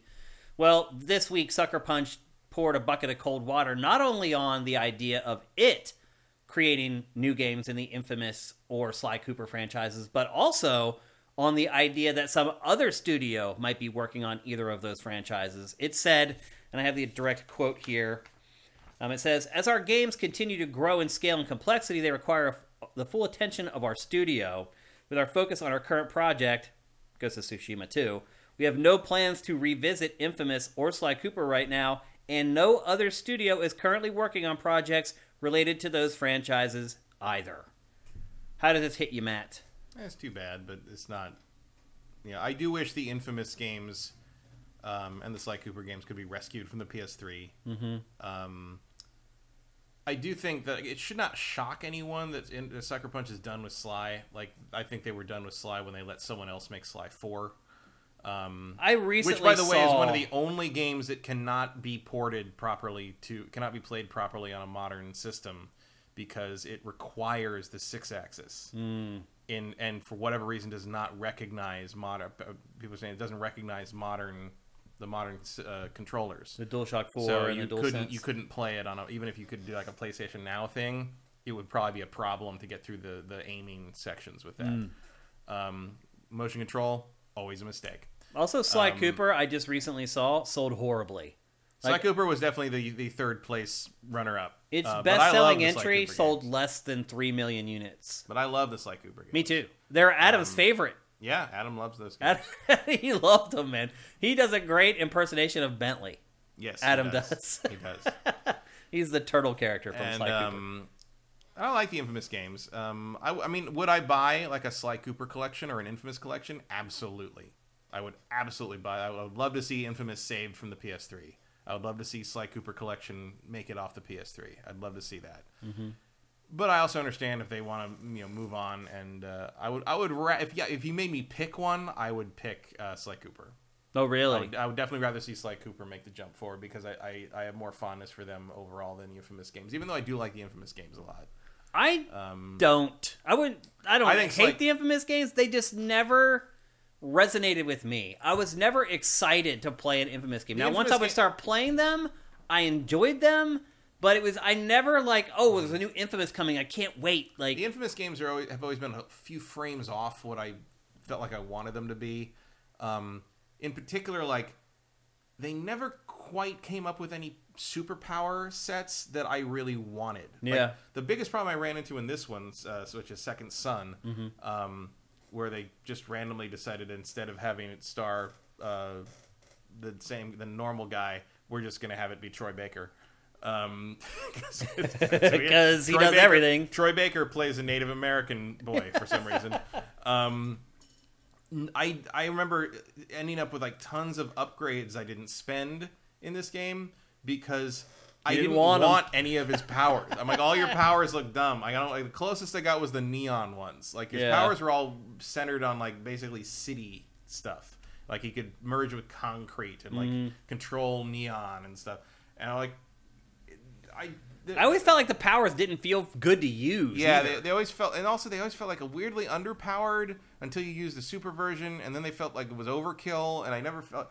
And the other thing is I wished, and this is just me, kind of as a superpower fan nerd.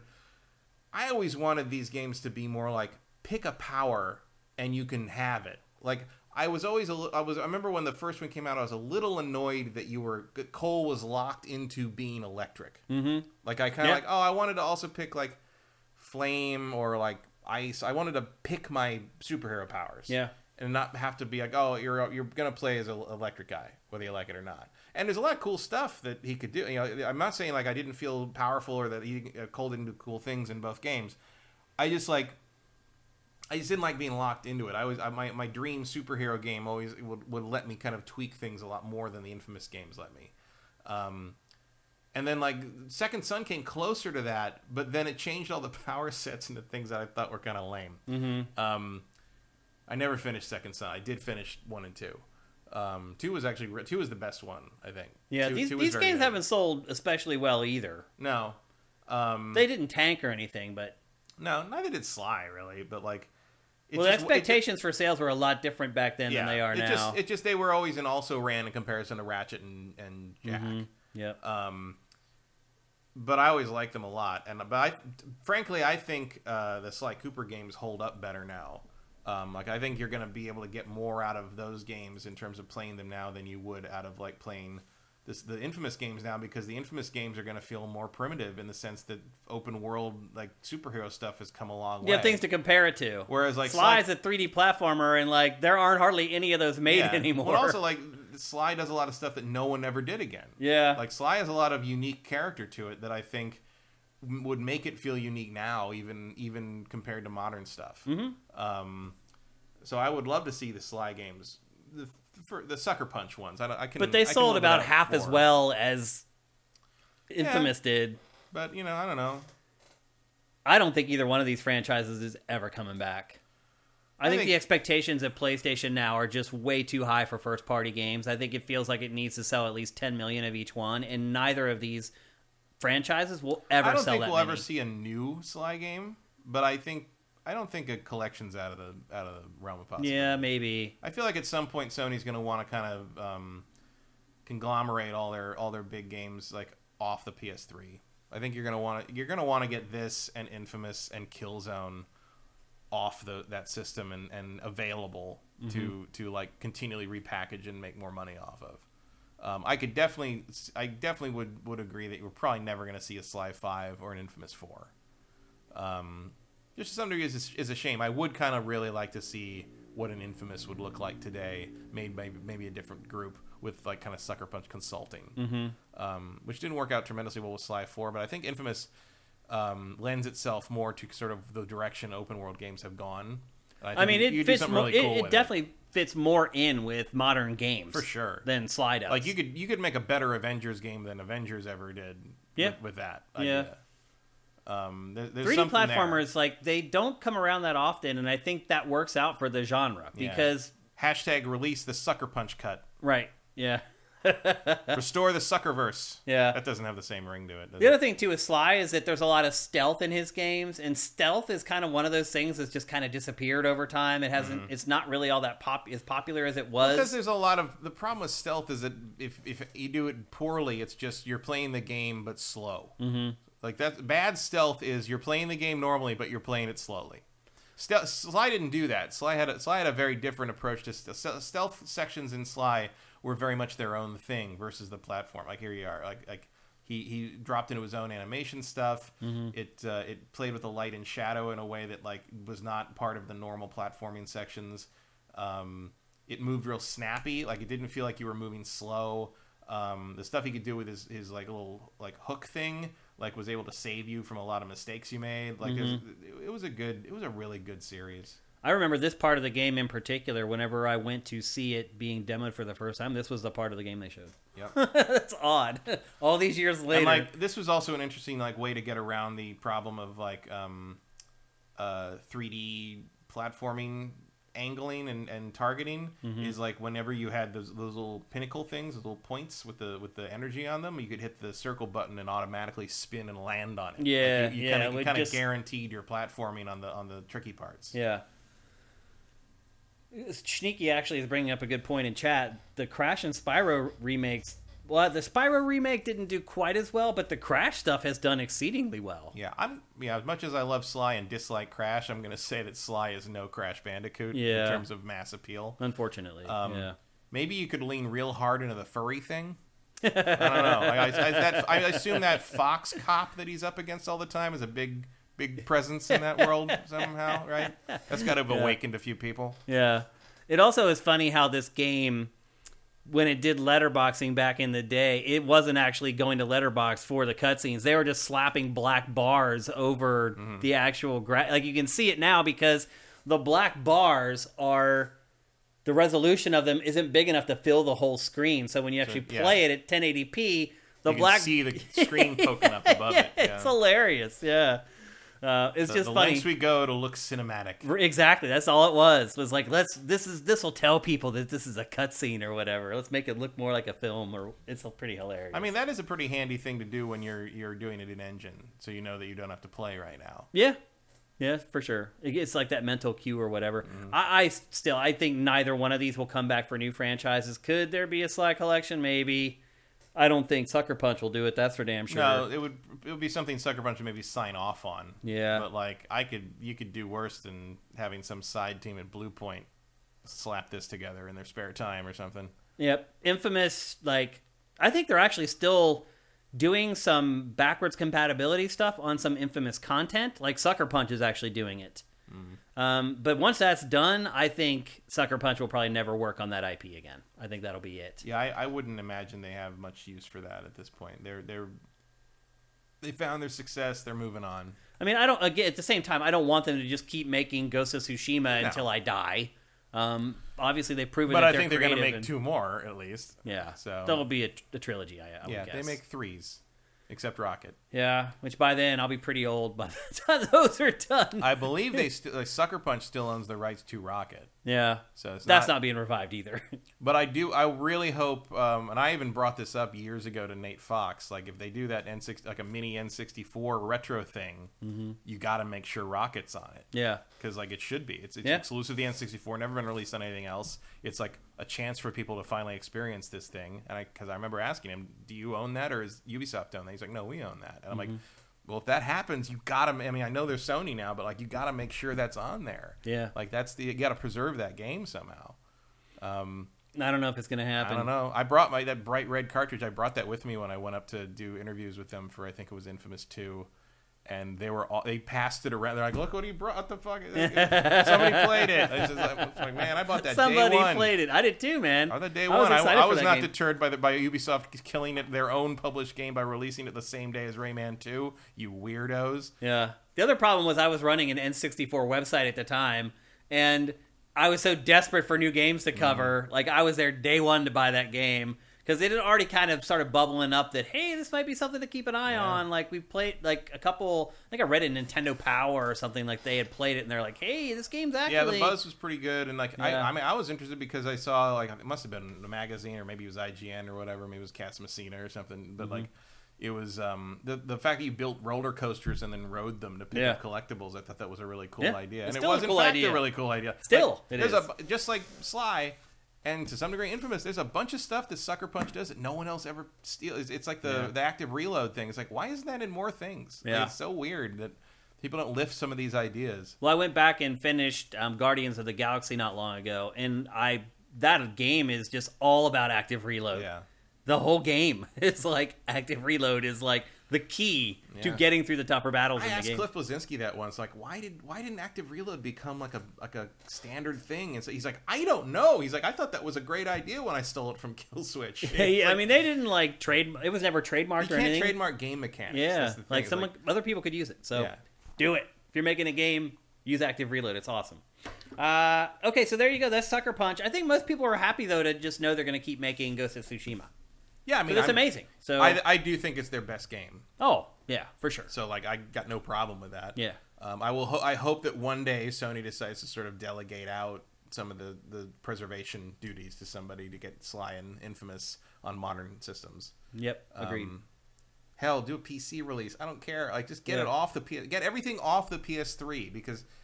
Same with Metal Gear Solid 4. Like, I don't think that'll ever happen either. Well, that's what they're doing with this Infamous stuff. They're trying to get it off the PS3 so it can go forward as DLC that they can get paid for. But I do think once they accomplish that, I think that'll be it. Yeah, for sure. But I still would like that to happen. Yep, absolutely. Okay, let's move on. We're going to talk... I don't want to constantly sit there and worry about the lifespan of my PS3 fat. When that thing goes away, I'm going to have a problem playing a whole lot of stuff. My PS3 fat has been in the closet now for like 2 years, in the box, packed away. Mine's still hooked up downstairs. Yeah. Ready to go whenever someone wants to play Jedi Power Battles. One of those few games that you want to play backwards compatible. Okay, we're going to move on. We're going to talk next about a Battle Royale game. I am not a gigantic fan of Battle Royale. I do enjoy the structure of the Battle Royale, however. So every chance I get to try out new ideas or new concepts around the Battle Royale, I do it. I did really like Fall Guys. I still do like Fall Guys, which is basically the 3D platformer in the Battle Royale format. And on Game Pass this month, a brand new take on the Battle Royale formula, which has actually been around for a while, but I finally got a chance to try it. Naraka Bladepoint is now on Game Pass. I know a lot of you guys have Game Pass. You may be wondering if it's worth your time. It is a 60-person, mostly melee-focused Battle Royale game. There are guns in the game, but they're like blunderbusses and flintlocks and like these really... Like they do even have some like rapid fire ones, but they're very weak and nerfed. And the objective of the game, it's not a Battle Royale shooter. What I use the guns for in this, for the most part, is after I've been in a melee battle and someone thinks that they're losing and they try to run away, I finish them off with the guns. But they're never an important part of the combat. To me, this is really a 60-player, melee-focused Battle Royale game. I already have sensed some undertones in this game from like Soul Calibur and Tekken. Like once you get locked into a battle with somebody else, it almost feels like a fighting game with true 3D movement. Now, obviously, people can just jump in the middle and all of a sudden it all goes to hell. The best laid plans are just laid to waste. But you can play this game either as a single player by yourself, as duos, or as 3 players per team. So you can kind of decide if you want or not to kind of have that element of surprise where other people are kind of jumping into your battles. I don't know. I guess maybe the best way to describe it is kind of like Soul Calibur crossed with Apex Legends. And the reason I say that is because one of my big criticisms of Apex Legends, and maybe it's not like this anymore because I haven't played it for quite a while, but one of my initial criticisms of Apex Legends, there was just too much crap. There was too much gear, too much stuff that you had to sort through all the time. This game is very much like that. You kill somebody else, and there's this like totem that appears where they die, and you access that, and there's literally a list of like 30 things that person has dropped. And you're sitting there trying to sort through the stuff, trying to figure out what you want to keep, what you don't want to take, and while that's happening, somebody can be attacking you because it's Battle Royale. Someone else could have stumbled upon you while you're sitting there like sorting through the gear. So that is probably my biggest complaint about Naraka. My second biggest complaint is that it is not noob-friendly at all. So, I suspect the first few matches that you play of this, you're playing against bots. Because my first few matches, I kicked ass. I finished with like 8 or 9 kills. I had like, my very first match, I had like a kill streak of like 4 kills or whatever. And I was like, oh my gosh, how am I dominating at this game? And then like my 5th or 6th match, suddenly I started playing against people who were way better than the quote-unquote people I was playing against earlier, and I just started getting destroyed. Like a lot of Battle Royales, a lot of your success in this game is knowing where stuff is and beating the other players to that stuff and getting it. Like, for example, there are grapple hooks, hook shots in this game. Like, I could never find them, but it's a huge advantage if you have one. And so players who have been playing this for a long time, I'm guessing they just knew immediately where to go and get the grapple hook, because once you get it, like, you never have to touch the ground. It's almost like Spider-Man, the way some of these people play this game. And I like that because it creates this high skill ceiling so that the more you play it, you can continue to improve and get better at it. But for noobs, it is just brutal. Like, again, after my first 5 matches, I just started getting my ass handed to me over and over again. And as I said, like, if you watch this, you can tell that the combat's really fast and really responsive, and it is, but that also makes it really bad if there's any sort of lag or latency in this game, because there are counters and parries in this game, and the frame window that you have to pull them off is not very big. And so if you have a little bit of latency or a little bit of lag in this game, you can completely miss your parry and die. And literally, that's it. You have to start all over. Now, if you are playing with a team, either duos or with 2 other players, they can revive you. And that adds a different element to it. It does take quite a while to revive you, but they can do it. And again, that's tough because you have to try to budget the time to raise somebody while you're getting attacked by 60 other players. So that does add a little bit of complexity to the game. There, again, also like Apex Legends, at launch, there's not much story or lore to it at all. There's a very simple premise. You're playing as one of several heroes who head to Morris Island. And on the island long ago, 2 gods fought and died, and they left their power behind for these fighters to discover and find for their own. As I said, there's way too much gear that's dropped by each player. It takes way too long to search through it. But while you are searching, most of the weapons are kind of primitive like tribal weapons, like spears and daggers. There are katanas. There are the guns that I mentioned earlier. And there's armor. There's tons of armor. There's breastplates. And then there's these trinkets that you get called soul jades that actually buff your armor. Again, the guns are like bows, flintlocks, muskets, things like that. They're not great for kills, but they are good for kind of finishing off enemies who are trying to get away from you after you've chipped them down. The characters are extremely varied, as you're seeing right now at the character select screen, and they do all have a special ability. And that is one thing I think they really get right in this, is the characters' abilities are completely different. You saw in the B-roll earlier, there's the one guy who can kind of transform into a giant. But every character in the game, and as you can see, there's not a ton of them, but there's enough. Every character in the game, their special is completely unique and different. And it does change how you play with those characters and how they work within the confines of the game. I think that's one of the best parts of the game, in my opinion. The combat is like crazy deep, almost too deep. It's really fast. There are counters, air juggles. What I discovered that works the best is charge attacks, where you just hold your attack in. Like, I literally... especially if you're playing as a team and your teammates have engaged like somebody already and they're kind of duking it out, just creep up next to where they're fighting and just hold your attack button and release it, and you just get instant kills. Like, there's a lot of ways to play this game and be successful at it, is what I'm getting at. And that's, to me, the best part about this game. Now, I did not see anybody who had like a gun who could dominate and play well with just a gun and didn't use melee weapons. It is, I believe, mostly driven by melee stuff. But the more you play this, the more you see the skill ceiling, and that there is this expanse of abilities that you can learn and master and become better at. But again, I do not find it to be noob friendly at all. And when there are, like, say your group of 3 players finds another group of 3 players, it really just does kind of turn to chaos because it's so fast. The combat is so fast. It's hard to keep track of, like, where everybody is, where people are flying. Did this guy just fly up into the trees with his grapple hook? It just... In that way, maybe playing singles is the better option in this game, because, again, when it's 3-on-3, the battles, it's almost too much to, like, keep track of at times. The charge attacks, in fact, it's kind of funny. It reminds me a little bit of, like, Indiana Jones, where, like, that guy comes out with his sword and does all the crazy stuff, and then he just pulls up the gun and shoots him. Like, I feel like the charge attacks are kind of like that.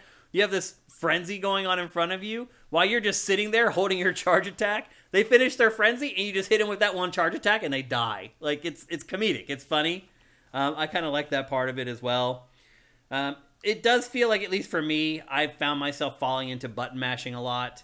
Because, again, I was new, and these people were just whooping me after a while. And I did not feel like I had the time or the patience to learn the nuance. Or really, I didn't feel like I had the time within the confines of the game because everybody else was so freaking good at it. And I'll say this, there is a huge tutorial in this to help teach you the ropes of how to play. It's almost too long, like it got annoying after a while, but I stuck with it. Because as I started going through it, I was like, dang man, this game is no joke. I need to pay attention and start like learning from this stuff. So there is a huge tutorial, but I still felt like a fish out of water once I finally started playing real matches with real other human characters. What else do I have to say about this? Oh, the other thing that drove me crazy about this game is that the weapons and armor have durability ratings. So they eventually break, and you have to like find others, which means you have to go through the totems and look through these long lists of items again to figure out what you want to use. There's not a lot of information available when you're picking up like stuff from fallen players. And so a lot of times I pick up something and I go to use it and I'd be like, oh, this is a piece of crap. Oh, I'm dead. Too late. Game over. There's a lot of that in this game. And then finally, this game costs money. Well, it's free on Game Pass right now. But for people on non-Xbox platforms, or even if you're on Xbox and you don't have Game Pass, it costs $20. But the game is still loaded with microtransactions. And it when you're in the menu system, it looks and feels like a free-to-play game. I had trouble understanding what to do with the free currency, because the verbiage that they use and the nomenclature is goofy and weird. So I struggled to understand like what I had earned and what I could actually do with the currency that I had earned from playing the game. And again, this game cost $20. So it's another one of those games that's trying to charge you money to play it and then also trying to milk you for the microtransactions. And it's not like crazy overt or anything like that. It's like in between matches. Like once you finish, you're like, okay, I just did pretty well in that match. What does it get me? That's when you start going down that rabbit hole and you're like, wait a minute, what the hell is going on here? This game costs money.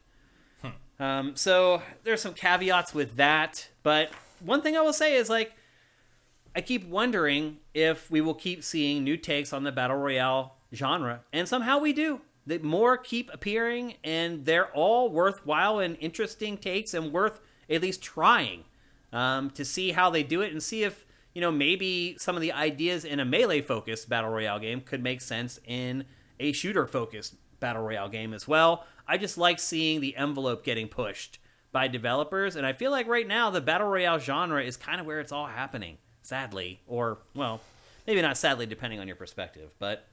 again, this is available for people who are Game Pass subscribers right now. You don't have to pay the $20 to get in. But it could be like what we were talking about earlier, where you get hooked on something and then you go back to play it later and it's gone and your save is stuck on the Xbox and you have to pay to get your save back, to get your character back and all your progression. So have you messed around with this at all, Matt? Nope. I don't even know what it was. You didn't even know that it existed, or you didn't know what it was? Either. Oh, okay. Would you think you might be interested in a melee-focused Battle Royale? This looks terrible. Really? I think the combat looks garbage. Like, it looks like your sword's just going through things without doing any impact, without doing... I mean, the life bar is going down, but like... No, you're right. There's no reaction. No feedback. There's nothing there. Like, I see what you're saying about how it becomes sort of like a Tekken match in the sense that, like, it becomes sort of like this little duel between people in an area. Mm-hmm. But, like, that looks awful to me. That looks absolutely disgusting. It's so fast, it's hard to even follow what the hell's going on. That guy standing midair there, like, but there's no, like, everyone's just, their weapons just going through things. There's no impact. There's no, no. I never need to play this. No. Do you think this type of a Battle Royale game might ever be successful? I'm not the person to ask about Battle Royale games. I don't know why any of them are successful. I think they're boring.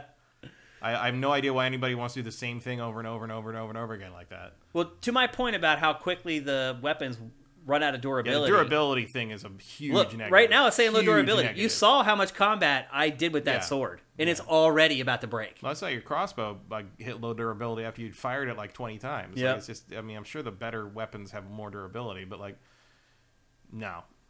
There's not a single thing that looks appealing here to me. I thought you might be interested in it because you're a big fighting game guy, and nope. You're definitely more melee focused than you are shooter focused. Oh yeah, but I'll play a fighting game. I don't need to play this hybrid garbage. Like this feels a very. I mean, there's probably a good fighting game inspired melee battle royale game somewhere in someone's head somewhere, but this doesn't look like it to me. Like this looks just chaotic and annoying. It is chaotic. I wonder. One thing I do wonder is, like, I don't think my reflexes have suffered that much as I've gotten older. Like, I can still play shooters and have a great KD and all that kind of stuff. But I do feel like maybe my ability to follow stuff has deteriorated. Because I had that problem with this game. I also had that problem with Mario Strikers not long ago, where when there was a lot of chaos on the screen, I was like, what the hell is going on? I can't even, like, follow the ball anymore.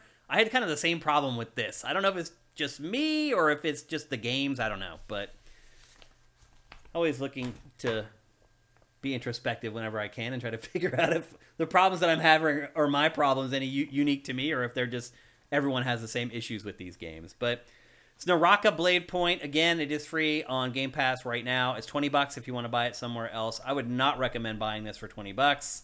I do think if you like Battle Royale games and you like hack and slash games, it's worth the download on Game Pass to give it a try, because it could become something that you get totally addicted to. Also, there are just tons of people playing this. It takes no time to get a match. The turnover between match times, very fast. You don't sit around like waiting in a lobby for a really long time.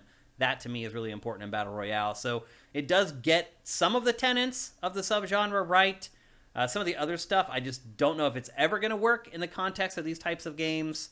But it certainly gives it the old college try. There's no denying that.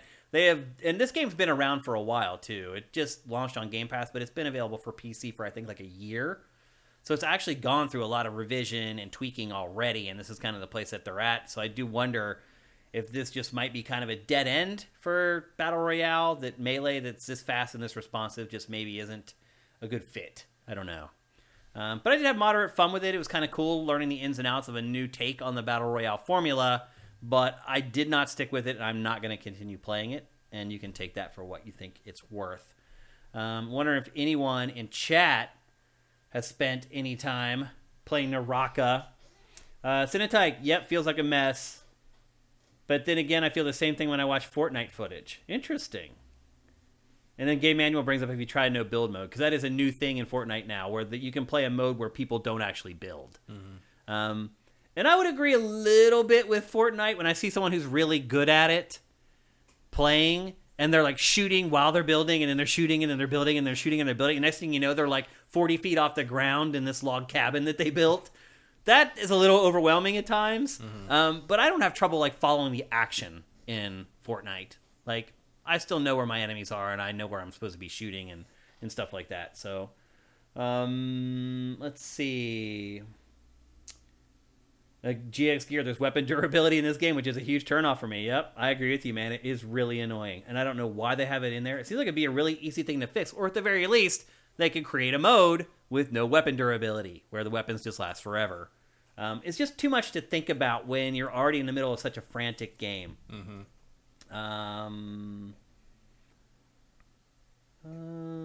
Most games are one game. I don't know what he's saying there. He and Swan were talking about the Crash Bandicoot stuff. They're talking about the fact that one of the reasons people aren't willing to bring back collections and old IP right now is because while the Crash collection did sell very well, Crash 4 tanked. And so did it tank? Yeah. Oh, I didn't know that. I thought it sold okay. No, it sold terribly. Oh, really? Certainly in comparison to the 10 million copies the trilogy sold. Yeah. It didn't come even close. The Insane trilogy. Near that. So there's a lot of they were gung ho about bringing back old IP, and then suddenly the Crash. So like the idea of bringing back the old IPs to then be able to capitalize by making new versions of it, sequels and stuff, and Crash 4 kind of proved that like that isn't a viable path. Okay, gotcha. And so that's what's happening there. Okay. Magister Cato, thank you for Twitch Prime. The Ronin R, thank you for Twitch Prime. 38 months and 10 months. That's awesome, guys. Thank you so much. We really appreciate it. Swanland says Nintendo made the YouTube trailers for Switch Lite and LED private, so insiders are saying Switch Pro info coming tomorrow or soon. What? What does that have to do with anything? He says Nintendo made the YouTube trailers for Switch Lite and Switch LED OLED private. Why would they do that?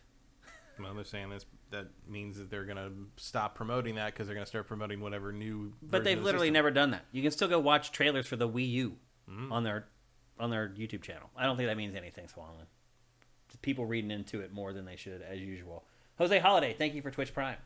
Well, people desperately want a new Nintendo system that can actually handle games. Yeah, they do. Ashes in the Hourglass says they've done this before previous hardware reveals. Really? I've never heard anything about that.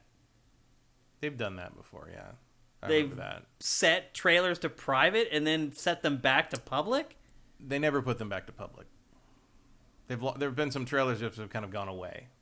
Really? But a lot of that was, I remember that happening with the Wii U.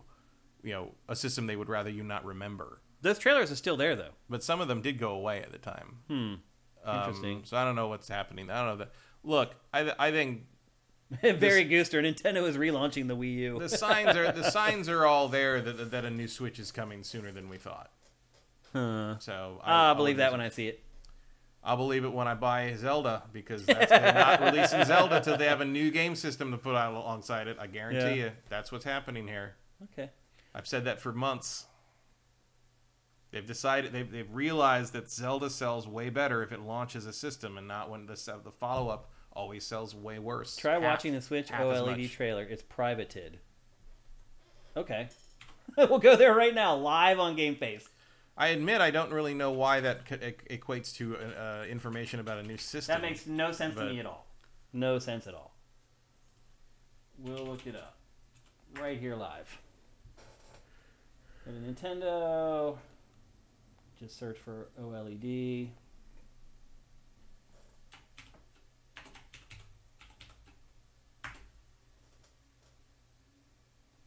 Well, there's an unboxing, an official unboxing for it. But he's right. There's no Switch OLED trailer showing up on its YouTube channel. That is so bizarre. It's not like they're going to stop selling the OLED version, even if there is a new one coming. It's really weird. But there's an official unboxing of the OLED model that's up. Who knows? Definitely strange, though. I don't know why they would ever do that. It says the UK trailer is there, but not the US. I was looking at the US channel, and you're right. There was no OLED trailer there. It's so bizarre. It's a choice. Yeah, I mean, I don't know why you would do that, even if there is a new Switch hardware coming. I think the idea is like kind of like an optimization thing. So if you put a new trailer out for Switch whatever, Switch Pro or whatever you're gonna call it, people aren't typing in Switch trailer. Oh, SEO, search engine optimization, and you're getting like the old systems. Like, that's the idea. So if someone types in new Switch, right? It doesn't pull up the OLED. It pulls up the actual new one. You get the new Switch. Interesting. I think that's the idea behind it. Okay, all right, makes sense. Interesting. I hope it's true. I hope we are getting a new Switch, even though I got a freaking OLED model. It sucks. I just got it not that long ago. Odin5, thank you for Twitch Prime, man. Appreciate it. 40 months. That's awesome. Yeah. Okay, well, that would be awesome if for next week's show we have a brand new Switch to talk about. Although I'd be really surprised. Okay, let's move on. We're going to go on to our last topic. I mean, if they do that, you should be glad, because it means Zelda's finally coming out. That's true. That's a good point. Well, but it's not going to save my fantasy team. Not going to save your fantasy team, but you know what to pick first next. Actually, I will probably get first pick. Who get first pick? Winner gets first pick. No, we Loser take turns. First pick? Yeah, I don't remember who got first pick this year. Did you get it? You did. Did I? Because you picked Zelda. Did I? Yeah. Or did you pick Elden Ring first? No, you got Elden Ring second, I think. I know. My Elden Ring second pick. My first pick was God of War. You picked Zelda, and I picked God of War. Yeah. So you will get first pick next year. Which means you're going to end after I've drafted Zelda 3 times. I thought you're going to end up getting Zelda. I thought the first pick was because it was related to the winner. No. No? We just take turns every year. Yeah, that's the fairest way to do it. Okay. Here we are for our last topic of episode 306 of GameFace. Good to be back with you guys again. We're going to discuss PlayStation doing some interesting things this week. So we know that PlayStation exclusives have started being released for PC. And at this point, it does seem as if every PlayStation exclusive is eventually going to come to PC. We had kind of thought that there might be some golden geese that PlayStation would draw a line in the sand and say, no, you're not getting that. You're not getting God of War from 2018. But God of War from 2018 coming to PC. In fact, every first-party exclusive now is coming to PC. Years later, but still coming. Which I think when we first found out about this, we were like, they're not going to release everything. I think we said the minimum was like 2 years before we would see them. They have to be available on PlayStation for 2 years before. Although that's starting to get fuzzy now. It seems like it's less than 2 years now. But the big news this week is that Sony announced that it has started making hardware for PC. It is making headsets and monitors now for PC, for the PC market.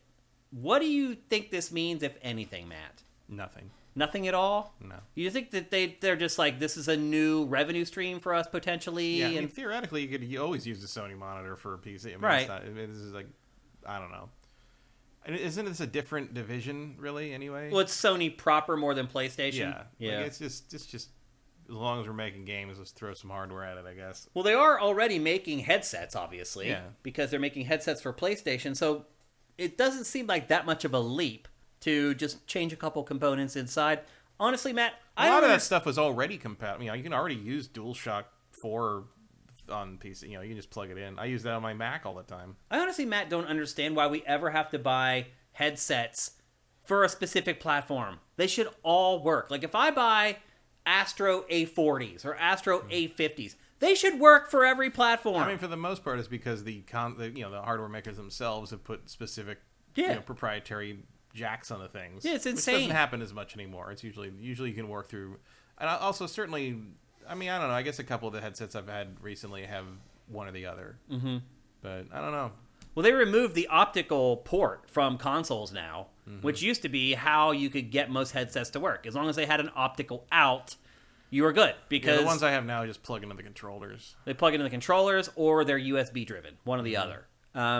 So the headset part, I totally get. Like, they were already making headsets for PlayStation 5. It's like, why not just make the PC version as well? I get that as well. The monitors, they're already making TVs.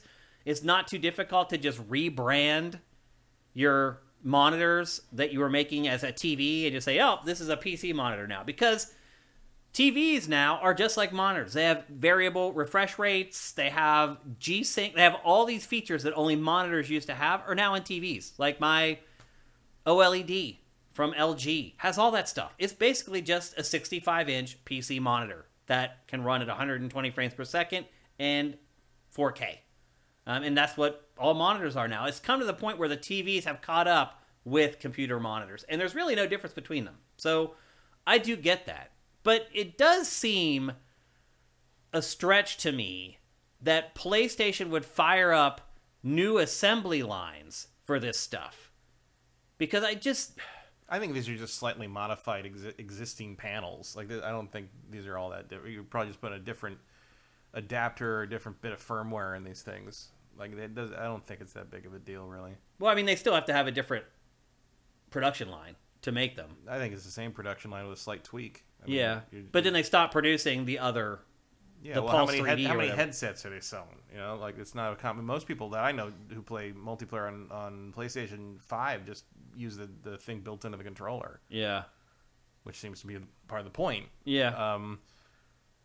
I don't know. Like, I would never have known any of this was happening if you didn't bring it up. Really? You didn't even know about it? No, I don't think it's important at all. Okay. It's just Sony trying to, move. I mean, as long as they're going to put software in that realm, why not put some hardware in that realm? Yeah, it's just one of the popular topics from this week in other podcasts. So other people. Yeah, I think that's indicative of a slow week. For sure. More than anything else. It's just. But why now? I don't know, because the factories are back online, I guess. Yeah. Like, you think that's it? I had 5 Kickstarters ship in the last week. Really? Like, everything's all of a sudden back moving again. So Yeah. I think that's part of it, is like the schedules are back on track. Interesting. Okay. I thought it was worth discussing because sometimes we find things in stories that other podcasts don't. I don't see any significance to this, really, other than Sony's like, well, just might as well. Yeah. Same with, like, back when they did that 3D monitor for the PlayStation 3 or whatever. Remember that? It was, like, designed for that. And it was supposed to be specific. You could buy a bundle that came with the monitor. But the idea of selling a specific computer monitor now is kind of ridiculous in the sense that, like, a computer monitor now would almost be less functional than a TV is. Well, the idea of selling a computer monitor is kind of yesterday's news outdated, now. Yeah, I mean, that whole concept now doesn't really make sense. Yeah, you're really just looking for a version of whatever panel you want in the right size at this point. Because my TV, I got it in 65, but you can also get it in like 40-inch. Yeah. And for like, I think it's like $800 or $900. You go and look at like PC monitors that are that size, they're like double the price. Mm-hmm. But you can get the LG OLED 40-inch for like way less than you would pay for a 40-inch PC monitor. As long as the refresh rate is what you want, like, you're pretty much fine. That's all you need, really. I mean, most PCs connect with an HDMI cable at this point, HDMI 2.1. I think you'd have to look to find one that doesn't. Yeah, you don't even need like the DVI cable or whatever the hell. I mean, I think it's getting to be time to probably build a new PC, I would say, for me. Mm-hmm. Like, now that the GPU prices have gone back to normal. I am on the hunt. They are now, like, if you can go on eBay now and you can get them basically at MSRP, maybe $20 or $30 less than MSRP. The retailers still, so I got an email from Newegg. It's like, GPU prices finally back down, blah, blah, blah. I went and looked. They're still gouging. But it's like $100 or $200 per card now instead of like doubling the price. Yep. Just hang on, folks. I really feel like I'm 4 months away from getting the GPU I want for retail price. That seems about right. And hopefully by then I can save up a little bit of money and I can make that purchase because I still have a GTX 1080 that I've had for like 8 years. My PC is still chugging along. It's been 7 years old. It's built for Witcher 3. It doesn't do ray tracing. It doesn't do a lot of things. But those dual Titan X's, there's still a lot of horsepower. It can still do stuff. But Absolutely. Like every once in a while, I'm just like, oh, that 7200 that one drive is real slow, and I got a lot of stuff installed in there. And it takes clearly the games now are expecting faster hard drive access. So yeah, that's something I'm gonna have to address probably in the second half of the year. I think it's time to upgrade the old rig. Eth Demon says the only real difference is monitors have no post-processing that tends to be in TVs. It's true. Although on TV, most TVs, like the good TVs, you can turn all that off. Yeah. You can turn everything off. You just get a raw signal. Well, some of them still leave some stuff on that you can't ever fully get rid of. So like that, the advantage of getting something labeled a monitor is that's true. You are guaranteed that you either be able to turn it all off or it will not be there in the first place. So that's true. But I don't know. I have a 2K monitor that was definitely sold specifically as a computer monitor. It has no speakers or anything like that. That's another thing that's different sometimes is computer monitors do not have speakers. Yeah. And it's great. Still works great. I would have to really think about replacing it because I don't know if I need any. I don't really need anything bigger than 2K for something that's far away from my face. You know. Yep. Yeah, for sure. That's obviously the other big thing with computer monitors is the monitor's gonna be really close. Yeah. Yeah. So like 40-inch PC monitor is like 40-inch 4K monitor that close to your head is kind of overkill. It's insane. You have to have it sitting like in a wall, like 4 or 5 feet away from your desk or whatever. Although with the way my eyes are getting, with like things starting to get blurry, like actually I may need like a 40-inch monitor to not use my reading glasses while I use my PC monitor. That was the first thing that I really noticed, other than my cell phone, that my eyes were starting to go bad. Was like I had to start squinting to like read some stuff on my monitor. I was like, wait a minute, what's going on here? I'm getting old. I gotta get a new prescription for my glasses. When I was playing KOTOR, I realized I was squinting at some of the text. And I'm like, it's been. I mean, these glasses are like 4 years old, so it's probably about time. Yep.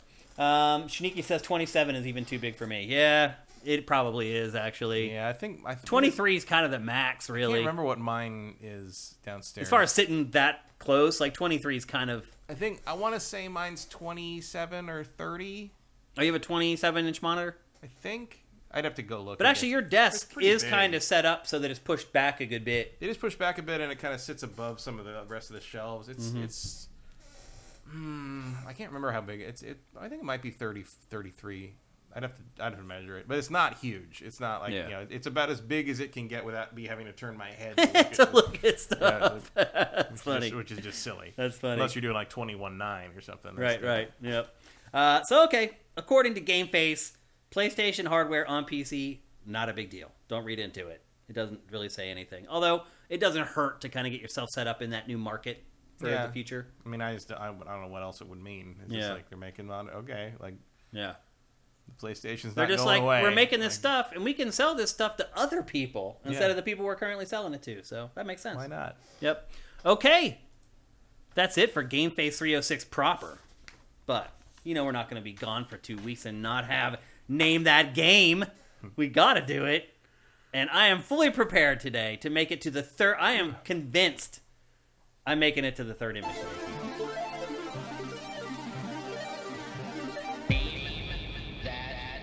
Now you discovered slow mode.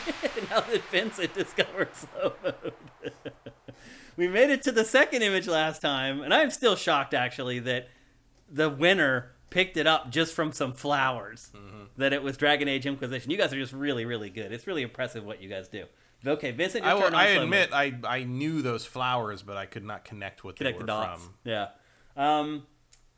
No, too quick, Capri. It's not Rocket Robot on Wheels. Well, that would be pretty funny. Okay, for first-timers who don't know Name That Game, I show you a series of screenshots, images, and you have to name that game. You have to figure out what the game is. You are playing against Matt. And if Matt guesses it correctly, and I look over... I haven't guessed it correctly in months. Yeah, it's been a while. But if he does guess it right, I look over, I'll give you guys a couple beats, and if one of you guys chimes in the first second or two after Matt announces it, then you guys will get the win. Essentially, you guys win all ties, because the objective here is to give you guys free games, and we want to give them away. We don't want to have this without winning, although it would be nice to see Matt win one here soon, because it's been a while. So we have 5 images. The first, it's supposed to work this way, in that the images are really obscure and obtuse at first, and it becomes more obvious as we get to the 5th image. However, you guys typically guess it on the first image, so we'll see how it goes. Last time we did make it to the second image, so we'll see if we can make it to the third one. That's what I'm predicting this time. Are you ready, Matt? Sure. Oh, a couple things. Chat is on slow mode, so you can't just keep guessing like over and over. I think it's like 1 1 minute. You have a minute, before you can guess One again. message a minute. So make your guesses count, because it's not like it used to be where you could just guess 50 games and then eventually you get it right. We have it on slow mode for that reason. Also, if you have ever won this, do not play. Well, if you have won this in 2022, do not play. Because you've already got a reward for it. We want new people to win. If you won in 2022, say something right now so you can't talk for a minute. Right. Well, the other thing I've discovered too is that there's a handful of people who are really good at this, and they kept winning over and over. And so we want new people to give it a go. And it would be nice to have the game last more than like 90 seconds. In fact, typically it takes me longer to explain Name That Game than it takes to actually play Name That Game. One wonders if maybe it doesn't need that much explanation. That could be. But I don't want people who are joining the stream for the first time to be left out and be wondering what's going on. Like, who are those people? I want to. There are people. We've actually, Matt, the last couple shows we've had our highest live counts ever. Well, then start guessing. Yeah. Participate. Yeah, our audience here on Twitch has actually grown pretty steadily, which is great to see. All right, we're ready.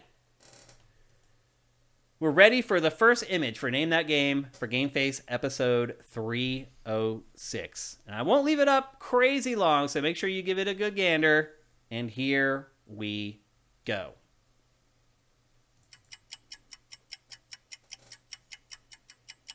I was kind of generous with this one.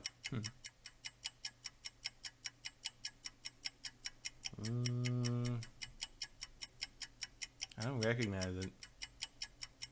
Just Cause 3, no. GTA 5, no. I guess it does kind of look like Just Cause, doesn't it? It does, yeah. That's a good guess. It's not Just Cause 2 or Just Cause 3. It's not Half-Life 2. It's not Far Cry 6. It's not Far Cry 3. It's not Civilization.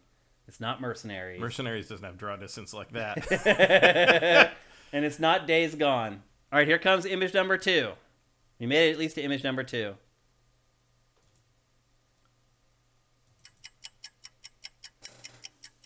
Oh, is it Second Sight? Nope, not Second Sight. Not Ghost of Tsushima. Not PUBG. Not MGS5. Hitman Absolution. No, that's a good guess, though. Nightwing also said Hitman, no. Wildlands, no. 50 Cent Blood in the Sand, no. But that's a good guess, too. That's a really good guess, actually. Nope. I think that's it. I think we're going to make it to image 3, like I said. I had a feeling. All right, here we go with image number 3. Huh. Is that Halo Infinite? Legacy just got it. Uncharted 4. Yep. Huh. That's what it is. It's Uncharted 4. Good job. And then Mellowak followed up with it. There were a bunch of bald kids in Uncharted 4. Was it like the prison scene? Oh. Yeah, it's from the prison scene. Good job. I mean, I still think that's good that you got it from those 3 images. The Legacy. And then here were the last 2 images that obviously hoping to give it away a little more obviously. That one probably would have given it away. Or someone would have at least guessed an Uncharted Someone would have game. guessed Uncharted because of the foliage. Yeah. Yep, and the overgrown stuff. I don't think I would have gotten that. And this one, I feel like would have definitely given it away. At least I hope so. I can't even see that. It's all dark. It's the Jeep. Yeah, I can't tell what with that the is. gas can. So I don't know if you remember or not, but I remember the gas can bouncing around in the Jeep. When we talked about Uncharted, and this is a case where if you are a regular watcher of GameFace, you had an advantage because when Matt and I talked about Uncharted 4 when it came out, one of the things we talked about for like 5 minutes was how the gas can on the back of the Jeep would hop around while you're driving around. Yeah, I can't even see the gas can. Yeah, it's too it's dark. on the right side there. Yeah. You're just getting a glare on the TV. I recognize it now that you mention it, but yeah, I can't see that. Yep. Good job, The Legacy. Congrats on your win. Here is your round of applause for your victory. And I feel like I got a little bit of a victory here today too, Matt, because we made it to the 3rd image. But good job, The Legacy. Send me a DM. You can send it here on Twitch. You can send it on the site at Shane. You can send it to me on Twitter at Dinfire. You can send it to our corporate account on Twitter at Sifted Games. Just get at us, and we will send out your free code for your free game. Congratulations, my friend. Great job.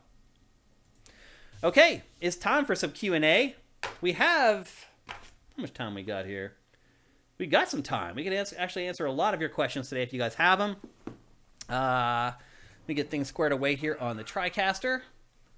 And we'll get to answering your questions. And again, congratulations, The Legacy. Grimshaw, actually, here's one for... Oh, there's a bunch. You guys are on it. You guys already knew. Zumafu with the Crack Bros says, wait a minute for the next image so we're not timed out. I don't know who he meant by that. He means like leave the image up for a minute so that anyone who guesses can then get another guess on the next image without having to wait. Oh. I don't know. I kind of like it this way. Where you have to really think about your guess. So you can't just spam the comments with games trying to guess it just by process of elimination. Because that does start to happen after a while. Mm-hmm. Like me just sitting here saying, not that game, not that game, not that game. It's eliminating games to help people. Yeah, don't guess unless you're sure. Yeah, exactly. Guess when you know what it is. Instead of just trying to get lucky and win, I guess is the best way to put it. I remember when you first go out and the sky pans with those birds. So Sneaky said he would have known from the birds in that screenshot. Okay. Still a really good job, Legacy. Thank you, Rosencrantz, for saying I did a nice job. I appreciate that. Ashes in the Hourglass. If Capcom goes ahead and makes a Legends collection, how do you think they'll acknowledge Legends 3, if whatsoever? Boy, there's an obscure question for you. They'll probably put the concept art in there and call it a day. Yeah. That'd be my guess. There was screenshot. We knew it was happening, and then it didn't. That's all. Yeah. Yeah, I don't think it'll be that complicated. What else we got here? AJ the Legend Watson, here's a good one. Since you both have been involved in gaming for a long time, what year would you consider the slowest? This one. This is it. No question. Yeah, it really is not even a question. Sometimes it's like I don't even play video games as a hobby anymore. Yeah. There's just nothing to do. Because there's nothing to do. I've been going back and playing my backlog. I have never done that. I was very excited that they patched the KOTOR 2 Game Breaker bug this week. I haven't done that since I ran street level gaming in like 1997. Like I have not gone back and played my backlog. And I've played several games and I've gone back and finished several games. I'm working on Dying Light 2 right now. I'm almost done with that as well. I have finished more games this year than any year I can remember. Since maybe back to like 98, 99. Mm-hmm. Or no. No, I finished... There were years at Game Trailers where I finished a lot of games because I had to. I was reviewing a lot of games. But it's been that long. Especially since I worked on Sifted, for sure. Yeah. It's crazy how slow this year is. From Swanland, did you see that right before you came on, Gene Park tweeted that he was diagnosed with cancer? Mm-hmm. I did not. I don't even know who Gene Park is, though. He covers video games except for the Washington Post. Oh. He's like a journalist. No, I've never met him. I've never met him, but I know his work. Yeah, he tweeted he got colon cancer. Really? So the fight has already begun, he said. I have my first colonoscopy here in a week. Next Monday. In 6 days. Good times. Well, actually, it's not a colonoscopy. It's my first appointment for it. Because they said for your first time, you should have a consultation. And after that, you just schedule the colonoscopy. So for my first one, and I am high risk. So I am getting it a little earlier than I'm supposed to because my grandfather died of colon cancer. So I have my first colonoscopy coming up. I'm not excited about it. But if it keeps me from getting in the position that Gene is in, it's all worth it for sure. It's not terrible. I had one in 2019. Yeah. It's fine. Yeah. It's one of those things the preparation is worse than the actual procedure. It's one of those things that all men dread. And like most men, I've been dreading it all along. But my mom is like, it's not a big deal. Like, it's not. Just the prep the day before kind of stinks. The prep sucks. Like, get some nice wet wipes because your ass is going to be sore. Great. Get the best toilet paper you can get. Yeah. But the procedure's fine. You just sit there. I watched the whole thing on a 1080p monitor. I'm just like, oh, look at that. It's inside my bum. And guys like, you want to see anything else? I'm like, how's the appendix? They found one little polyp and then snipped it off. And they're like, looks great. Everything's real clean. Good job. Good job getting all this stuff prepped. And I'm like, okay, cool. He's like, you want to see anything else? I'm like, how's my appendix doing? I always worry about that little guy. And he goes, he takes the thing over, looks, he's like, there it is, clean as a whistle, looking great. I'm just like, hey, good job. Good job not killing me for 45 years. And it's good. Yeah. Yeah. Well, anyway, it's amazing they give you this one drug and all of a sudden you do not care about anything. Because I'm like, I don't want to see this. I don't want to get it. Must be propofol. And suddenly something hits you and it's just like, Oh, that's cool. Yeah, neat. Look It's at that. gotta be propofol, the best drug ever created, I believe. So anyway, I do not know Gene Park, and I honestly never heard of him, but I wish him the best, and I hope that No, he does gets good through stuff. treatment I okay. hope he does okay. I mean, if you catch it early, it's very treatable. Yeah, it is. But Which yeah, is why they're telling people to get it done earlier. So if you have it, yeah. They always say 50, but it really feels like 50 is a little late. well, if you have it in your family, it's 45. Yeah. So if you do have colon cancer in your family, get it. Don't be like, I don't want to get something in my bum. Like, just get it done. Yeah, it you can don't save your life. feel it. It's not a thing like that. Yeah. It's not like a prostate exam. It's very normal. Yeah, get it done. And if you get like one of the good places with the 1080p monitor, it's really neat. And best of luck to Gene Park. Grimshaw Ross, can you guys think of a game you didn't like at first, but grew to like it a lot, besides Dark Souls for Matt? For me, Returnal. Ninja Gaiden. You didn't like it at first? I didn't really dig the Ninja Gaiden originally, and then I remember you being like, "Oh, that's the greatest thing ever," and I was like, "Really?" And then I finished it and started again and replaying the early part of the game, knowing what I knew from playing the whole game. I'm like, "Oh, I get it now." Yeah. So like that, I think Ninja Gaiden was probably. It's not like I didn't like it, but I think Ninja Gaiden is the one I think of when I think of like something where I was like, it's all right, and then when I went back again after finishing it, my opinion of it went way up. Like I it clicked finally. Yeah. I mean, it would probably be Elden Ring for me. I just still didn't love it at the end of the day, but I managed to play a good bit of it. I played way more of it than I ever thought I would. And a lot of that was thanks to you guys, like for the Shane versus Elden Ring streams, you guys helping me along, because I definitely would have quit way before that if I just had to figure that stuff out on my own or go search on the internet and use Google to find stuff. I would have never done that on my own. So you guys definitely helped with that. But yeah, I mean, that's probably Elden Ring for me. I played way more of it than I ever thought I would. And is that Saber right below? After watching you grow in Elden Ring, you think you could give Demon Souls Remake another try? Don't push it. On your free time, you don't have to stream it. I doubt it, because Demon Shane Souls would never do that if it wasn't streamed, because Right. you would never play that for fun for No, yourself. it You wouldn't would be only fun. do it for. especially after playing Elden Ring, because it has this open world where if you get stuck on something, you can just leave and go do something else. Demon Souls isn't like that. You're smacking your head up against the wall, and you have to get past the wall. Right. But I will admit that going back to stuff like Demon Souls after it's finally clicked and how you understand how these things work.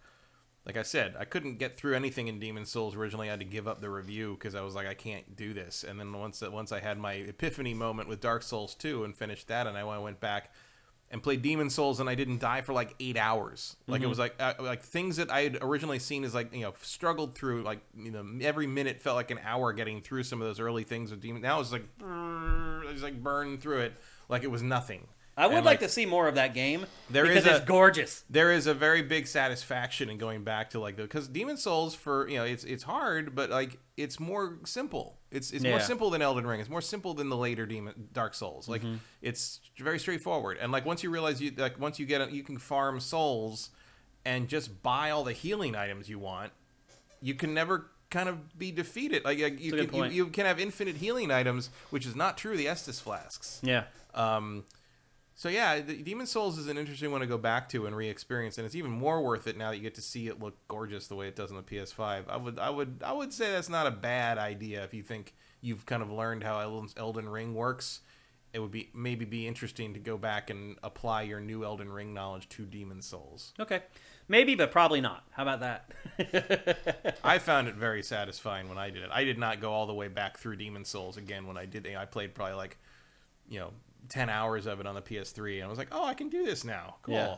And then I played not so much of it on the PS5 just because there's other new things. It was like I could play Demon Souls for a third time, or I could play Miles Morales, and Miles Morales won that battle every time. It would definitely win that battle for me, too. Yeah.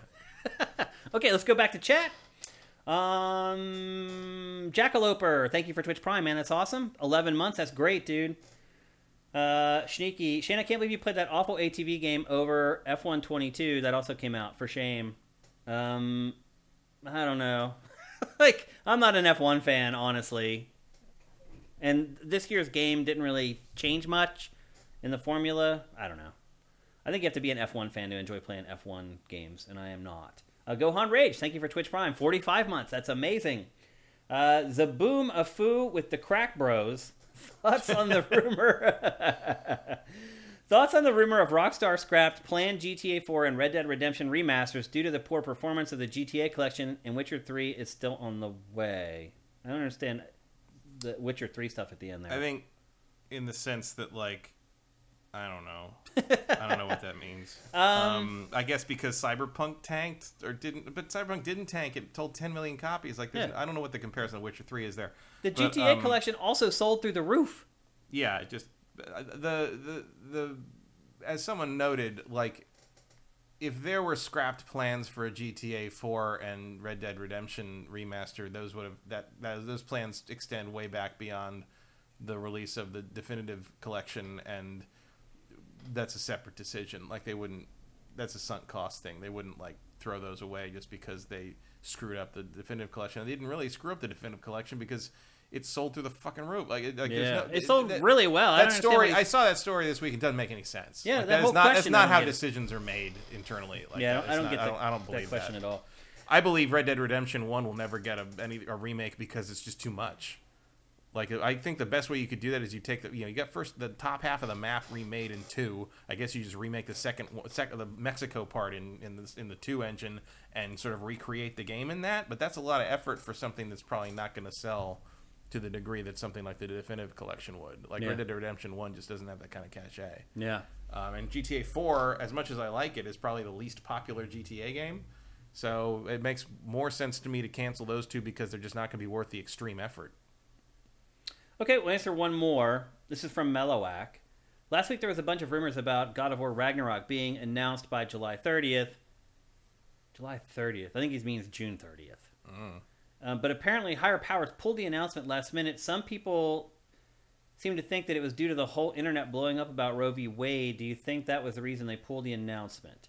So I'm assuming you're saying June 30th. Probably. Yeah, that was what it was. I mean, there was probably a read the room moment there, or it was not. I don't even know if it's about read the room. More of it's about we want this day to ourselves. We don't want but that's competition. Sort of the same thing. Kinda. I mean, you're not going to cut through the signal on that one. Yeah, like the people were talking about something else, and they frankly could not care less about the God of War sequel's release date. It's probably easier to wait for that to cool off. Now, the argument could be made that you're never going to have a good time to do that because there's always going to be something going on in the news.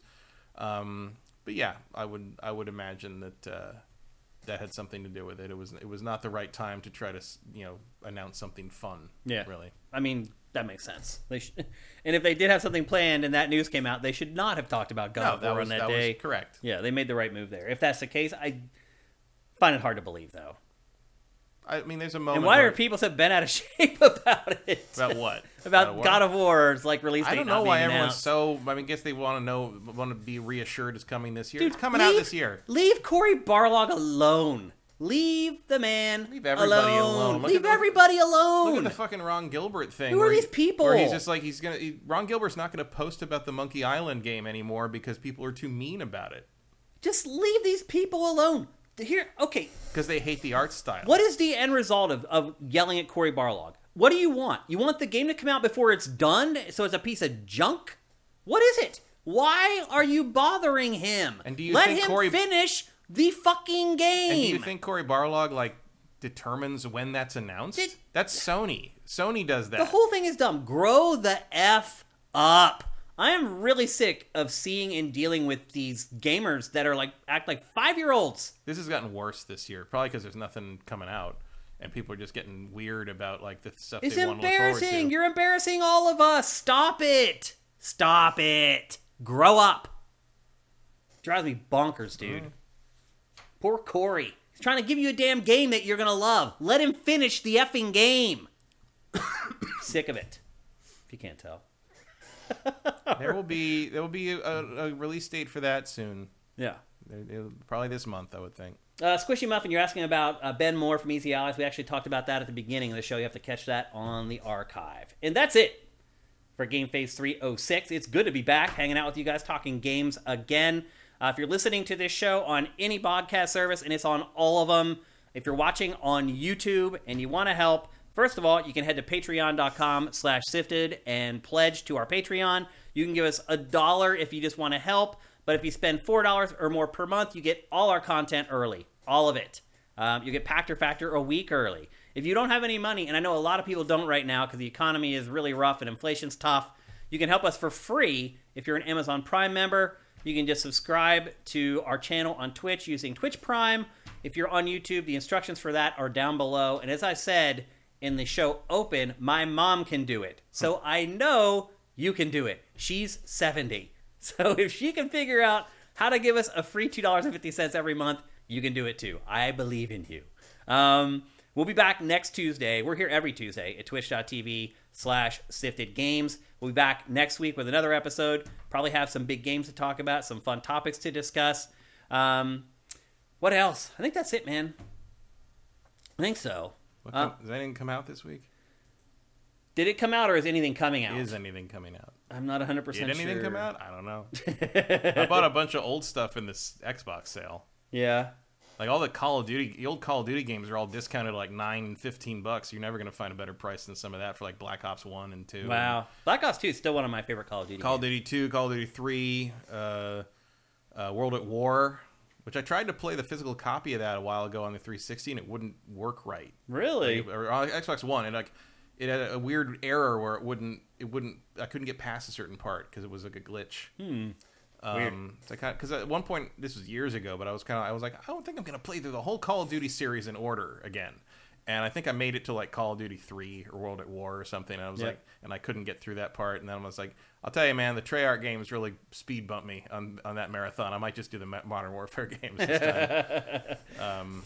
But yeah, those are on sale. Very hard to find. A bunch of the Call of Juarez games are on sale. Some of those are pretty good. Yeah. Like, Call of Juarez Gunslinger is like $5, and that's a solid game. It's underrated for sure. Underrated. That franchise in general. And for the first time ever, as far as I can remember at least, the Saints Row 2 DLC is on sale.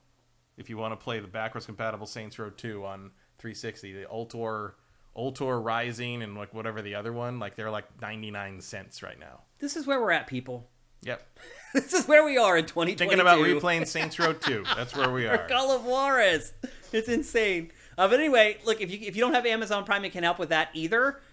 Like, subscribe, share. We're trying to break through the algorithm here, people. This has been our struggle since the beginning. Breaking through the YouTube algorithm. The only way we're going to do it is with engagement. If you guys like all our content, if you comment on all our content, if you share all our content, share it on your Twitter feed right now. Go on your Twitter feed right now and share this episode of GameFace. If you can't afford to help us in any other way, that is a huge help for us, and we really, really appreciate it. So anyway, again, we'll be back here at twitch.tv/siftedgames next Tuesday at 1 p.m. Pacific, 4 p.m. Eastern. Until then, have a great week of gaming. We'll see you then. GameFace is up and out.